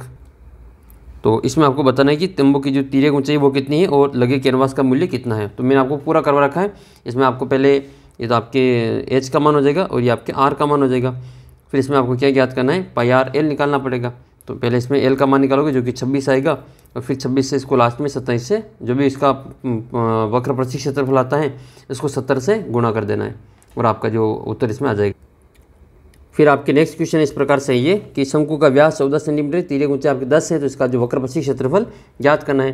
तो ये तो हो जाएगा आपके आर का मान हो जाएगा इसमें आपके 7, और पाई इसमें एल का मान कितना है 10 है, तो इसको सीधे आप सोल्व करेंगे तो पाई आर एल हो जाएगा, पाई आर एल हो जाएगा। पाई का मान 22/7 इंटू आर का मान 7 इंटू एल का मान कितना है 10 है, 7 से 7 कट जाएगा, 22 इंटू 10 करेंगे तो 220 इसका उत्तर आ जाएगा। इस प्रकार से गोले की त्रिज्या 14 सेंटीमीटर वाला इसका प्रस्थि क्षेत्रफल पहले ही आप ज्ञात कर चुके हैं। 28 सेमी त्रिज्या वाले अर्धगोले का संपूर्ण प्रस्थि क्षेत्रफल आपको बता दिया है। ये राजनीतिक पार्टी वाला सवाल तीसरी बार आपके आ चुका है, इसको हम यहाँ पे कर चुके हैं। इसमें यह क्वेश्चन अच्छा है कि किन दो पार्टियों ने का जीत का अंतर 18 है, किन दो पार्टियों की जीत का जो अंतर है वो 18 है, यानी कि किन्हीं दो का जो आप जो इसमें माइनस करेंगे तो उससे क्या आएगा आपके 18 उत्तर आएगा। तो ये आप जो माइनस करके देख लेना कि किन को दो को घटाने पे आपके जो उत्तर आपके 18 आ रहा है इसमें, ठीक है। ये वाला नया क्वेश्चन इसके लिए, तो इसको आपको ट्राई करना है। तो दो पार्टियों को दो को किसी माइनस करके देखना, इसका जो उत्तर आपके कितना आ रहा होगा 18 आ रहा होगा, वही इसका उत्तर आपके रहेगा। फिर बाकी नेक्स्ट क्वेश्चन की बात करें तो फिर आपका जो अगला प्रश्न है ये भूखंड वाला मैंने आपको करवा दिया है, ठीक है। भूखंड की जो अनुपात 3, 5, 7 है, इसका परिमाप 300 है। शंकु की कुल प्रस्थि क्षेत्रफल, तिर्यक ऊंचाई ये आपकी जो एल बराबर 14 दे रखा है, और इसका जो व्यास है वो आर बराबर आपकी जो 12/2 हो जाएगा, जो कि 6 आ जाएगा। इसका आपको कुल प्रस्थि क्षेत्रफल ज्ञात करना है। तो ये हो जाएगा आपका पाई आर कोष्ठक एल प्लस ये हो जाएगा आर हो जाएगा, तो पाई का मान 22/7 हो जाएगा, और एल का मान कितना है, एल का मान आपके 14 है, और कोष्ठक में आ जाएगा आपका 14 + 6, तो ये हो जाएगा आपका 7 के पार से 14 कट जाएगा 2 बार, तो 22 दूनी 44 इंटू ये 20 हो जाएगा यहाँ पे, उसको गुणा करेंगे तो 22 14 44 दूनी 88 और 0, तो इसका उत्तर आपके 880 आ जाएगा। गोले की त्रिज्या ज्ञात करनी जिसका प्रस्थि क्षेत्रफल 154 है, पहले मैंने आपको करवा दिया 7/2 उत्तर आता है, फिर इसका मैंने आयतन भी आपको निकाल करके बताया था। अगले क्वेश्चन की ओर बढ़ते। नेक्स्ट जो क्वेश्चन फिर आपका ये है जो कि आपके इंपॉर्टेंट बनता है प्रश्न, वो ये वाला कि गोले का आयतन और उसका प्रस्थि क्षेत्रफल ज्ञात कीजिए, और ये भी मैं आपको करवा चुका हूँ। इसमें आपको आयतन और क्षेत्रफल ज्ञात करना है। आर का मान 3.5 है। शंकु का वक्र प्रस्थि क्षेत्रफल और इसका जो आयतन ज्ञात करना है। इसमें इसकी जो आर का मान दे रखा है आपको 16, और इसकी ऊंचाई का मान कितना दे रखा है आपको 12 दे रखा है। फिर एक और पेपर देखते हैं जिसमें आपके इंपॉर्टेंट प्रश्न होंगे, उसको हम कर लेते हैं। गोले का आपको जो प्रस्थि क्षेत्रफल ज्ञात करें, इसका व्यास 14 है, तो आर का मान इसमें 7 हो जाएगा, 616 इसका उत्तर आ जाएगा, आपको पहले ही करवा दिया है। शंकु के आयतन का सूत्र 1/3 पाई आर स्क्वायर एच हो जाएगा। 400 नियॉन लैंपों का जो जीवन काल जाएगा, इसका आयत चित्र बनाना है, ठीक है। ये मैंने आपको भी थोड़ी देर पहले इसी वीडियो में आपके करवा दिया। हीरोन का सूत्र लिखना है, ये आप लिख लेंगे इसको अच्छी प्रकार से। 10.5 व्यास वाले अर्धगोले कटोरे में कितना लीटर दूध आ सकता है, ये मैं आपको वापस करवा देता हूँ। पिछले वीडियो में थोड़ा सा मिस्टेक हो गई थी, इसको हम यहाँ पे सही करते हैं। तो ये आपके है इसमें कि आर का मान इसमें निकालना पड़ेगा। आर का मान कितना हो जाएगा, इसका आधा हो जाएगा, तो 10.5 का आधा ये आपकी ये वाला रहेगा, या फिर आपको 10.5/2 ही कर देना है। अर्धगोलाकार कटोरे का आपका आयतन याद करना है, तो फिर इसमें मान लिखेंगे इसका 2/3 और पाई आर क्यूब हो जाएगा। 2/3 पाई का मान 22/7, और आर का मान आप चाहे तो ये भी लिख सकते हैं, या इसकी जगह पे ये 10.5 भी लिख सकते हैं, ठीक है। 10.5 और बटे में आएगा तो 2 आ जाएगा, तो 20 हो जाएगा, ठीक है। इसको 5 के पार से काट देंगे तो ये 21/4 बार कट जाएगा, तो इसकी जगह पे आप जो 21/4 भी लिख सकते हैं। 21/4 और 21/4 लिख सकते हैं, ठीक है। फिर इसमें हम इसको काटेंगे 3 के पार से ये 7 बार कट जाएगा, 7 से 7 कट जाएगा। फिर आपकी जो 4 के पार से 2 के पार से 2 एक बार कट जाएगा, और 4 2 बार कट जाएगा। फिर 2 के पार से 2 ये 22 ये 11 बार कट जाएगा। अब इसमें आपके और कोई नहीं बचेगा, तो ये हो जाएगा आपका 11 × 21 × 21, तो ये हो जाएगा आपके टोटल जो है इनको अपन काटेंगे यहाँ पे, तो ये आपके कट जाएगा इसमें 11 × 441, और बटे में आपके बचेंगे 4 × 16, ठीक है। ये इन दोनों को गुणा करके आप 16 का भाग देना, तो ये इसका उत्तर आपके आ जाएगा, ठीक है। तो आपके ये उत्तर आ जाएगा। तो उन दोनों को गुणा करके आप भाग देंगे तो ये 303.18 सेंटीमीटर क्यूब आ जाएगा। फिर इसको लीटर में चेंज करना है, तो फिर इसमें 1000 का भाग दे देंगे, तो हमारा जो उत्तर वो आपके लीटर में आ जाएगा। फिर आपके नेक्स्ट क्वेश्चन है कि एक शंकु के आकार आधार का व्यास 10.5 सेमी है, तिर्यक ऊंचाई इसमें आपके 10 है, तो इसमें आपको जो वक्र प्रस्थि क्षेत्रफल ज्ञात करना पाई आर एल इसमें आपको ज्ञात करना है। नेक्स्ट क्वेश्चन है कि एक समबाहु त्रिभुज का जो परिमाप आपके 30 मीटर है और 2 बराबर भुजें 12 है, तो आपके इसको क्षेत्रफल ज्ञात करना। आपको थोड़ी देर पहले आपको इसमें समझा चुका हूँ। 2 2 12 12 24, तीसरी भुजा C बराबर 6 आएगा और वो हम इसमें कर चुके पहले। फिर आपके नेक्स्ट क्वेश्चन आता है जो कि सबसे ज़्यादा इंपॉर्टेंट है, वो ये वाला। उस गोले की त्रिज्या ज्ञात कीजिए जिसका वक्र पृष्ठीय संपूर्ण पृष्ठीय क्षेत्रफल 154 वर्ग सेमी। ये भी हम पहले आपको बता चुके हैं। त्रिभुज का जो भुजाओं का अनुपात 12, 17 और 25 है और परिमाप 450 है। इसका जो संपूर्ण पृष्ठीय त्रिभुज का जो क्षेत्रफल आपको उसमें ज्ञात करना है। x का मान ज्ञात करेंगे और x से इनकी जो गुणा करेंगे, फिर इसका जो उत्तर आपके 9000 आ जाएगा। ठीक है, 9000 वाला आपको इसमें मैंने करवाया था। और फिर आपके अगला जो क्वेश्चन बनता है वो ये इस प्रकार से है। ये राजनीतिक पार्टी वाला वापस आ गया, देखो। ठीक है, लगभग हर पेपर में ये क्वेश्चन आया हुआ है राजनीतिक पार्टी वाला, और आपके इसके आने के पूरे वापस चांस हैं। फिर इसके बाद में जो अधिकतम पार्टी आपको ए बता देनी, और ये चंद्रमा की व्यास का पृथ्वी की व्यास का लगभग 1/4, तो चंद्रमा का आयतन पृथ्वी के आयतन से कौन से भिन्न है, तो अनुपात इसमें आपको ज्ञात करना है। तो ये आपकी जो चंद्रमा का व्यास, माना कि पृथ्वी का जो व्यास है वो कितना हो जाएगा, 8x ले लेंगे। कितना ले लेंगे, 8x ले लेंगे। तो चंद्रमा का जो व्यास है वो 1/4 × 8x हो जाएगा, तो ये 2x हो जाएगा। पृथ्वी की त्रिज्या कितनी हो जाएगी, तो आपके 4x है। पृथ्वी की त्रिज्या कितनी है, 4x है। इसकी जो r है वो कितनी हो जाएगी, r बराबर आपकी कितना हो जाएगा, ये 8x और बटे में 2 आएगा, तो इसका मान आपके 4x आ जाएगा। और तो यहाँ पर आपकी जो इसका जो व्यास है वो 8x है, तो इसकी जो त्रिज्या है वो r बराबर कितना आ जाएगा, 4x आ जाएगा। और चंद्रमा का व्यास 2x है, तो इसकी जो त्रिज्या है वो कितनी आ जाएगी, आपके x आ जाएगी। ठीक है, इसकी त्रिज्या आ जाएगी चंद्रमा की। तो पृथ्वी की त्रिज्या और चंद्रमा की त्रिज्या आ गई। अब आपको चंद्रमा का आयतन ज्ञात कर लेना। तो चंद्रमा का आयतन क्या हो जाएगा, 4/3 πr³ आ जाएगा। r का मान कितना है, इसमें x है, और इसमें r का मान कितना है, 4x है। बस ये आपको मेन ध्यान इसमें रखना है। तो ये चंद्रमा का आयतन हो जाएगा 4/3 πx³ या r³। इसके बाद में फिर हम इसमें ज्ञात करेंगे अपने जो पृथ्वी का आयतन। पृथ्वी का आयतन कितना हो जाएगा, 4/3 πr³। r का मान इसमें 4x है, तो ये हो जाएगा आपका अनुपात ज्ञात करना। तो चंद्रमा का आयतन और बटे में पृथ्वी का आयतन। चंद्रमा का आयतन ये रहेगा आपके ऊपर, और पृथ्वी का आयतन आपके ये रहेगा। 4/3 पाई से पाई कट जाएगा। ऊपर आपके रहेगा आपका x का क्यूब, और नीचे जो होगा वो 4x का क्यूब होगा। तो 4 का क्यूब 64 हो जाएगा, और x का क्यूब हो जाएगा।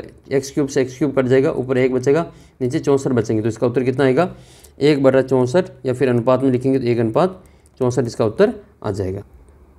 इसी प्रकार से आपका एक और सवाल है इसमें कि चंद्रमा का व्यास पृथ्वी की व्यास का लगभग 1/4 है, तो इन दोनों के जो पृष्ठीय क्षेत्रफलों का अनुपात ज्ञात करना है। सेम सवाल आपके। तो पृथ्वी का व्यास कितना हो जाएगा, आपके 8 हो जाएगा। चंद्रमा का व्यास हमने 2r लिया, तो इसका जो त्रिज्या है वो कितनी हो जाएगी, r बराबर, ये आपके r हो जाएगी त्रिज्या, तो इसकी r हो जाएगी।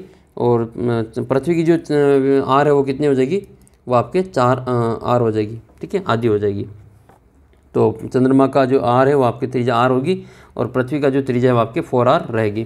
चंद्रमा का पृथ्वी क्षेत्रफल S1 4πr², और पृथ्वी का पृथ्वी क्षेत्रफल 4πr। r की जगह पे आप लिखेंगे 4r, तो 4r का स्क्वायर। फिर यहाँ पे हम मान लिख लेंगे इनका, 64 πr² हो जाएगा। 4 चौक 16, ये जो 16 हो जाएगा, 16 चौक 64 आ जाएगा, तो 64 πr² हो जाएगा।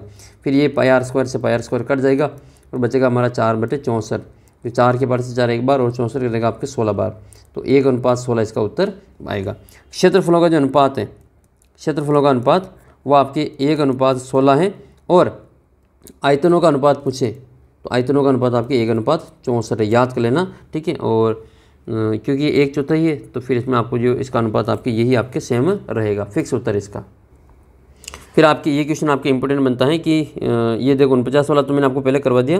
ठीक है, ये तो आपको करवा रखा है कि ए भुजा वाले समबाहु त्रिभुज का हीरोन का सूत्र से ज्ञात करना है, और जिसका परिमाप आपके 180 सेंटीमीटर। तो इसमें आपको पहले ए ज्ञात करना पड़ेगा। 180 में हम भाग देंगे 3 का, तो आपके 60 आ जाएगा। फिर इसको हीरोन के सूत्र से ज्ञात करना है। ये कह रहे हैं कि हीरोन के सूत्र से ज्ञात करो, तो इसको आप सीधा फॉर्मूले से मत करना, इसको आप सीधा जो हीरोन के सूत्र से इसको ज्ञात करना है। तो अगला प्रश्न फिर आपकी ये जोकर वाला कि जोकर की टोपी शंकु के आकार की है, इसके आधार की त्रिज्या 7 सेंटीमीटर, ऊंचाई आपकी 24 है, तो 10 ऐसी टोपियाँ बनाने में कितने गत्ते की आवश्यकता पड़ेगी। तो आपको क्या करना है, एक शंकु का आपको वक्र पृष्ठीय क्षेत्रफल ज्ञात करना है, उसको 10 से गुणा कर देना, आपका जो टोटल क्षेत्रफल का जो मान आ जाएगा। और जोकर की जो टोपी होती है वो नीचे से खोखली होती है, तो इसका मतलब इसमें यहाँ पे कपड़ा नहीं लगेगा, यहाँ पे गत्ता नहीं लगेगा। फिर यहाँ गत्ता लगाएंगे तो फिर इसको सर पे कैसे पहनेंगे। ठीक है, तो आपके गत्ता यहीं पे लगेगा, तो इसका आपको वक्र पृष्ठीय क्षेत्रफल ज्ञात करना है। तो ये सवाल है आपका ये पूरा, और इस पर आधारित आपका जिसमें ये रहेगा, ये त्रिज्या आपकी r हो जाएगी। तो r का मान इसमें आपके 7 हो जाएगा, आधार की त्रिज्या 7 हो जाएगी, और इसकी जो ऊंचाई वो आपको इसमें दे ही रखी है। ऊंचाई का मान कितना दे रखा है, तो ऊंचाई का जो मान है वो आपके 24 दे रखा है। तो आर और एच दे रखा है, इसमें आपको एल ज्ञात करना पड़ेगा, क्योंकि पाई आर एल निकालना पड़ेगा। तो पहले हम क्या करेंगे, इसमें एल का मान ज्ञात करेंगे। तो ऊंचाई तो आपकी 24 है, तो एल का मान ज्ञात करना पड़ेगा। तो ये क्या होता है आपके एल स्क्वायर बराबर R square plus H square होता है। तो ये तो आर का मान कितना है 7 है, तो 7 का स्क्वायर, एच आपके 24 है तो 24 का स्क्वायर, 7 का स्क्वायर 49, 24 का स्क्वायर 576, दोनों को जोड़ेंगे तो 625 हो जाएगा। तो एल बराबर कितना आ जाएगा, √625 हो जाएगा, जो कितना आएगा आपके 25 आ जाएगा। फिर आपके प्रत्येक टॉपिक के लिए कितना गत्ता चाहिए, तो आपके पाई आर एल के बराबर गत्ता चाहिए। पाई का मान 22/7, आर का मान 7 है और एल का मान 25 है। 7 से 7 कट जाएगा और 25 को 22 से गुणा करेंगे तो 550 सेंटीमीटर आएगा। ये तो एक टॉपिक आया। कितनी टॉपिक आया, ये एक टॉपिक का। ऐसी कितनी टोपियाँ चाहिए, तो भाई अपने को तो 10 टोपियाँ बनानी है। तो आइए हम 10 टोपियों का जो गत्ता है वो भी आपको बता देते हैं। तो 10 टोपी के लिए गत्ता कितना हो जाएगा, 10 टोपी के लिए गत्ता बराबर एक टोपी का इंटू 10, तो 5500 सेंटीमीटर स्क्वायर इसका आंसर आ जाएगा। फिर आपकी जो नेक्स्ट क्वेश्चन है, इन दोनों को मैं पहले करवा चुका हूँ। दवाई कैप्सूल का जो 3.5 मीटर व्यास का एक गोला है, यानी कि गोले का आपको क्या ज्ञात करना है, आयतन ज्ञात करना है, ठीक है। और इसमें आर का मान आपको 3.5 का बटे में 2 कर देना है। ऊपरी व्यास आपको ये करवा दिया 3.5 शंकु वाले गड्ढा जो 12 मीटर गहरा है, तो इसकी धारिता किलोलीटर में ज्ञात करना है, ठीक है। 77/2 इसका उत्तर आया था, वही आपका आंसर इसमें करवाया था मैंने। 3.5 mm वाला एक बार और देख लेते हैं। तो ये सवाल है आपका कि इस कैप्सूल की जो व्यास वो आपकी 3.5 मिलीमीटर है, तो इसकी त्रिज्या कितनी हो जाएगी, 3.5 का आधा, यानी कि 3.5/2 हो जाएगा। इसको जो मिलीमीटर में इसमें जो चेंज कर दिया है इन्होंने। तो ये हो जाएगा आपके आयतन 4/3 पाई आर क्यूब। तो 4/3 पाई का मान 22/7 और आर का मान हो जाएगा आपके 7/4 का क्यूब हो जाएगा, ठीक है। तो ये आपके 3.5 है, 3.5 है, और इसका जो आधा करेंगे तो आपके ये हो जाएगा, पॉइंट हटाएंगे तो 20 हो जाएगा। तो ये आपके 7/4 इस प्रकार से आ रहा है यहाँ पे। तो 7/4 को 3 बार लिखेंगे तो ये आपके कट जाएगा यहाँ पे, 7 से 7 कट जाएगा और 4 से वाले 4 कट जाएंगे। फिर क्या बचेगा आपके, तो 22/3 और 49/16 बचेगा। तो इन दोनों को गुणा करेंगे 539 आएगा, 3 को 16 से करें तो 24 आएगा। फिर 24 का इसमें भाग दे देंगे तो 22.46 का उत्तर आ जाएगा लगभग में। ये जो शंकु का जो वक्रपक्षी क्षेत्रफल दे रखा 308, ये मैं आपको 2 बार करवा चुका हूँ पहले। एल का मान 14 है, इसमें आपको शंकु के आधार की त्रिज्या उसका कुल पृष्ठीय क्षेत्रफल ज्ञात करना है। पहले मैं आपको इसको अच्छी प्रकार से करवा चुका हूँ। फिर आपका ये है कि एक लंबवर्ती इस बेलन में जो आर त्रिज्या वाले गोले को पूर्णतः घेरा हुआ है, इसमें जो गोले का पृष्ठीय क्षेत्रफल और बेलन का आपको पृष्ठीय क्षेत्रफल ज्ञात करना है। त्रिभुजाकार भूखंड का वापस आया, देखो ये मैंने आपको करवा दिया 300 मीटर वाला, वापस जो रिपीट हो चुका है। और आइए ये वाला हम देख लेते हैं, लंबवर्ती बेलन। तो ये एक सवाल है आपके कि एक लंबवर्ती बेलन के जो त्रिज्या आर है उसको एक गोले में पूर्णतः घेरा हुआ है, तो गोले का आपको पृष्ठीय क्षेत्रफल, बेलन के वक्र पृष्ठीय क्षेत्रफल और इन दोनों का अनुपात आपको ज्ञात करना है। तो देखो ये तो है बेलन, तो जो बेलन का आपको इसमें क्या है, तो बेलन का तो आपके इसमें दे नहीं रखा, तो ये आपको याद करना। ये तो इसकी हो जाएगी ऊंचाई, एच हो जाएगी। तो एच जो है वो आपके इसके 2r के बराबर आ जाएगी। ये एच जो इसके व्यास के बराबर है, तो जो गोले का व्यास है, ठीक है, वो इसकी हो जाएगी ऊंचाई हो जाएगी, और इसकी जो त्रिज्या है वो इसके आधी ही रहेगी। तो इसका तो r है वो तो आपके r ही रहेगा, और h बराबर कितना हो जाएगा आपके 2r हो जाएगा। बस ये इसमें ध्यान रखना है। तो ये हम इसमें लिख लेंगे, r बराबर तो इसमें r ही है। गोले का जो पृष्ठीय क्षेत्रफल 4πr², बेलन के लिए r का मान कितना हो जाएगा, तो r तो आपके r ही रहेगी, और h का मान 2r के बराबर हो जाएगा, क्योंकि जो इसकी जो व्यास है वो बेलन की ऊंचाई के बराबर है, तो 2r हो जाएगा। तो बेलन का वक्र पृष्ठीय क्षेत्रफल क्या होता है 2πr/h, 2πr इंटू h का मान 2r हो जाएगा, तो ये 4πr² हो जाएगा।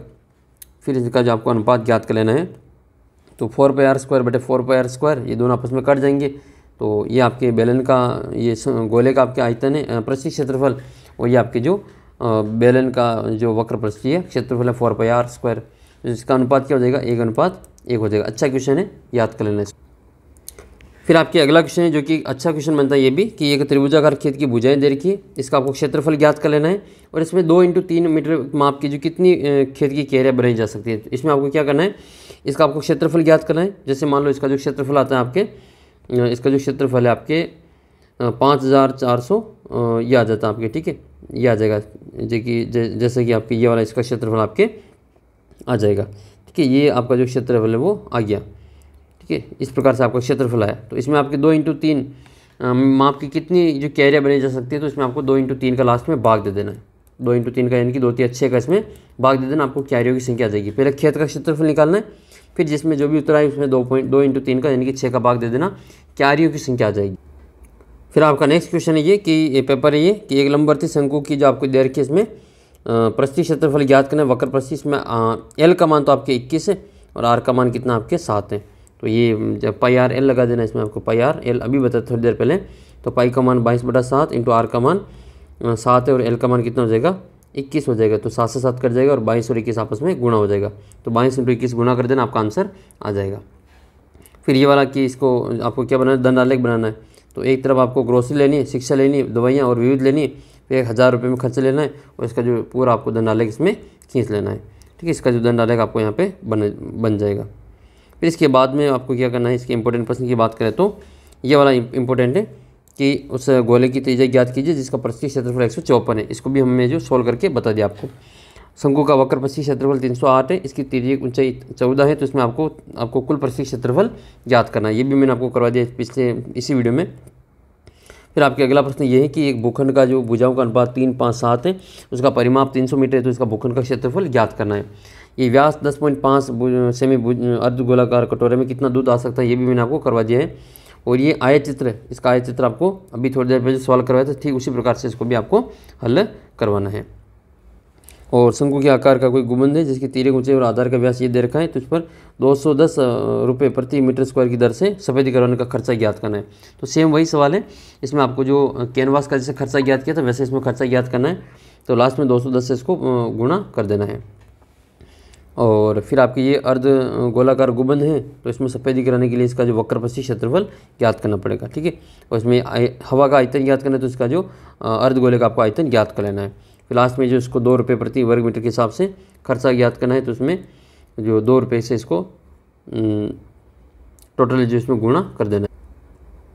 फिर ये आपको करवाया था थोड़ी देर पहले मैंने कि एक पार्क में खेल रहे विभिन्न आयु के बच्चों की जो यादृच्छिक सर्वेक्षण किया गया, इनका जो एक आयत चित्र बनाना है। तो आयत चित्र बनाने के लिए 1 और 2 इनका आयत चित्र 5 पे जाएगा, फिर 2 और 3, 3 से 5, 5 से 7, 7 से 10, 10 से 15, 15 से 17, फिर इनका आपको जो मध्य बिंदु निकाल करके इनका जो इस प्रकार से आपको ये आयत चित्र बना लेना है। ठीक है, जो आयत चित्र आएगा वो इस प्रकार से इसका डायग्राम बनेगा, पास में चिपका करके इसका जो आयत चित्र वो बना लेना है। फिर आपके एक और पेपर में इंपॉर्टेंट क्वेश्चन है कि एक शंकु की ऊंचाई 20 है और तिर्यक ऊंचाई 20 है, इसका आधार की त्रिज्या 14 है, तो इसका आपको प्रस्थि क्षेत्रफल ज्ञात करना है। ठीक है, ये भी थोड़ी देर पहले जो करवाया था उसी के आधार पर आपको इसमें संपूर्ण प्रस्थि क्षेत्रफल ज्ञात करना है। तो पाई आर कोष्ठक एल प्लस आर इसका फॉर्मूला लगेगा, उसको आप इसमें ज्ञात कर लेंगे। स्थानीय टेलीफोन निर्देशक में 100 कुल नाम है, इसका आपको क्या करना है, आयत चित्र बनाना है। इस प्रकार से इसका जो डायग्राम बनेगा और आयत चित्र आपको इसका खींच लेना है। ठीक है, इधर आपके जो 50 तक ले लेना और इधर इसमें आपकी जो संख्या तक ये ले लेनी है, क्योंकि 44 से तो 50 तक आप इसको आराम से ले सकेंगे। फिर इसके बाद में जो अगला है कि कक्षा 9 के जो 40 कक्षा 9वीं के जो 40 बच्चों को उनके जन्म का महीना बताने को कहा गया। तो इसका आपको क्या करना है, एक आलेख बनाएगा और इसके कुछ प्रश्नों के उत्तर आपको इसमें देना है। तो इसमें आपको ये बताना है कि नवंबर महीने में जो कितने विद्यार्थियों का जन्म हुआ। तो नवंबर महीने में कितने विद्यार्थी हैं, ये नवंबर है, तो नवंबर वाला कितने हो जाएगा आपकी ये 4 हो जाएगा। तो नवंबर महीने में 4 के साथ मिलान कर ले तो 4 बच्चों का जन्म हुआ। फिर आपके किस महीने में सबसे अधिक बच्चे जन्मे, तो कौन से महीने का जो दंड आलेख वो लंबा है, तो अगस्त महीने का जो बर्थडे है वो आपके ज़्यादा बच्चों का आता है। तो इसका उत्तर आपकी क्या हो जाएगा, ये लगभग जो अगस्त महीने में जो बच्चे वो सबसे ज़्यादा जन्मे, 6 बच्चों का जन्म अगस्त महीने में होता है। फिर इसके बाद में जो आपके इंपॉर्टेंट क्वेश्चन ये वाला आपको मैंने करवा ही दिया है। ठीक है, के का मान ज्ञात करना है और फिर ये खेत की जो परिमाप दे रखा 450 और भुजाओं का अनुपात 13, 12, 5 दे रखा, क्षेत्रफल ज्ञात करना है और गुंबद पर व्यय करवाने का भी मैंने ऊपर वाचक करवाया था, उसी के अनुसार आपको इसमें करवा देना है। नेक्स्ट फिर आपके हैं कि ये मतदान वाला फिर वापस आए हैं, राजनीतिक पार्टी वाला सेम टू सेम आपको मैंने थोड़ी देर पहले करवा दिया है। ठीक है, और ये पौधे की पत्तियों वाला सवाल है कि जिसमें आपको क्या करना है, एक आयत चित्र बनाना है। तो इसमें आपकी क्या ये बराबर नहीं है, तो बराबर नहीं है तो फिर इसमें क्या करेंगे, इन दोनों को जोड़ करके 2 का भाग लगा देंगे तो बराबर आ जाएगा। ठीक है, तो पॉइंट आएगा इसमें, तो ये इसमें ले लेंगे, वो वाला नंबर इसमें ले लेंगे। इसका अंतर कितना आपकी 1 का अंतर है, तो 1 का आधा कितना हो जाएगा आपकी, आधा हो जाएगा 0.5, इसमें तो जोड़ेंगे इसमें से घटा लेंगे, तो इसका उत्तर कितना हो जाएगा 126.5 हो जाएगा और इसमें घटाएंगे तो 126.5 इधर भी आ जाएगा। इस प्रकार से इसका दोनों को बराबर बताना, 135.5 इधर हो जाएगा, इसमें से घटाएंगे तो 135.5 इधर हो जाएगा ऐसे। फिर इसको जो नया बना करके वापस आयत चित्र बना लें। बाकी फिर हम चर्चा कर चुके 14 सेमी त्रिज्या वाले गोले का प्रति क्षेत्रफल ज्ञात करना है। समबाहु त्रिभुज का क्षेत्रफल ज्ञात कीजिए जिसकी भुजा 6 सेंटीमीटर, तो सीधे आप इसको 6 का स्क्वायर करेंगे तो √3/4 इंटू 6 का स्क्वायर 36 हो जाएगा। 36 को अपन काट देंगे, 4 के पारे से 9 बार कट जाएगा, तो 9√3 इसका उत्तर आ जाएगा। ठीक है, ये आपका उत्तर आएगा। नेक्स्ट फिर आपके अगला प्रश्न ये कि ये आपको जो त्रिभुजों का ये क्षेत्रफल वाला है, परिमाप 540 है और भुजाओं का अनुपात 12, 17 और 25 है। तो इसमें x का मान ज्ञात करके आपको भुजाओं को ज्ञात करके निकालना है, ये आपको पहले बता रखा है। नेक्स्ट फिर आपके अगला प्रश्न आता है जो कि इस चैप्टर का है। थोड़ा सा इसमें आपको ये दवाई का एक कैप्सूल 5.5 mm वाली एक गोला है, इसको भरने में कितनी दवाई की आवश्यकता पड़ेगी, तो इसमें आपको क्या करना है, इसका आयतन ज्ञात करना है। अर्धगोले का आयतन 10.5 लीटर, 10.5 सेमी व्यास वाले अर्धगोलाकार कटोरे में कितना लीटर दूध आ सकता है। और ये पार्क में खेल रहे बच्चों के जो यादृच्छिक सर्वे किया गया, इनका आपको जो आयत चित्र बनाना। तो फिलहाल इस वीडियो में इतना ही, और आप सभी को आपके पेपर के लिए ऑल द बेस्ट। 1 घंटे और लगभग है जो ये 30 मिनट का वीडियो हो चुका है, 1.5 घंटे तक मैंने आपको इसमें वीडियो को रिकॉर्ड किया। और इस वीडियो को मैं रिकॉर्ड कर रहा हूँ शाम को जो 7 बजे से को रिकॉर्ड करना शुरू किया, और अभी रात के बज रहे 10, तो 7 बजे से 10 बजे के बीच में 3 घंटे लगे मुझे इस 1.5 घंटे की वीडियो को रिकॉर्ड करने में। तो यहाँ तक वीडियो देखा, बहुत बहुत धन्यवाद, आप सभी को ऑल द बेस्ट। इसी प्रकार से मैंने आपका जो छोटे छोटे क्वेश्चन है उनका भी एक वीडियो बना रखा है, उनको आप ज़रूर देख लेना। टेस्ट का वीडियो मैंने आपको बना दिया है, वो भी आप देख लेना। और बाकी के जो पार्ट 1 से लगा करके जो पार्ट आपके 9 तक के जो इंपॉर्टेंट प्रश्न है उनका भी आपके जो एक वीडियो मिल जाएगा, आप जो उसको देख लेना प्लेलिस्ट में जाके, और अपना जो चैनल को सब्सक्राइब कर लेना। आप सभी को यहाँ तक आपने वीडियो देखा, इतनी मेहनत की आपने, तो इसके लिए आपको बहुत बहुत बधाई, शुभकामनाएं। आपका पेपर बहुत ही अच्छा होगा, और आप भी जो अपनी तैयारी इसी प्रकार से आगे करते रहेंगे। और आगे जो आपका SST का पेपर होगा उसकी भी मैं आपको फुल तैयारी करवाने वाला हूँ। गणित का पेपर आपके बहुत ही शानदार जाएगा। और मिलते हैं आपको अगले वीडियो में, तब तक जय हिंद, जय भारत।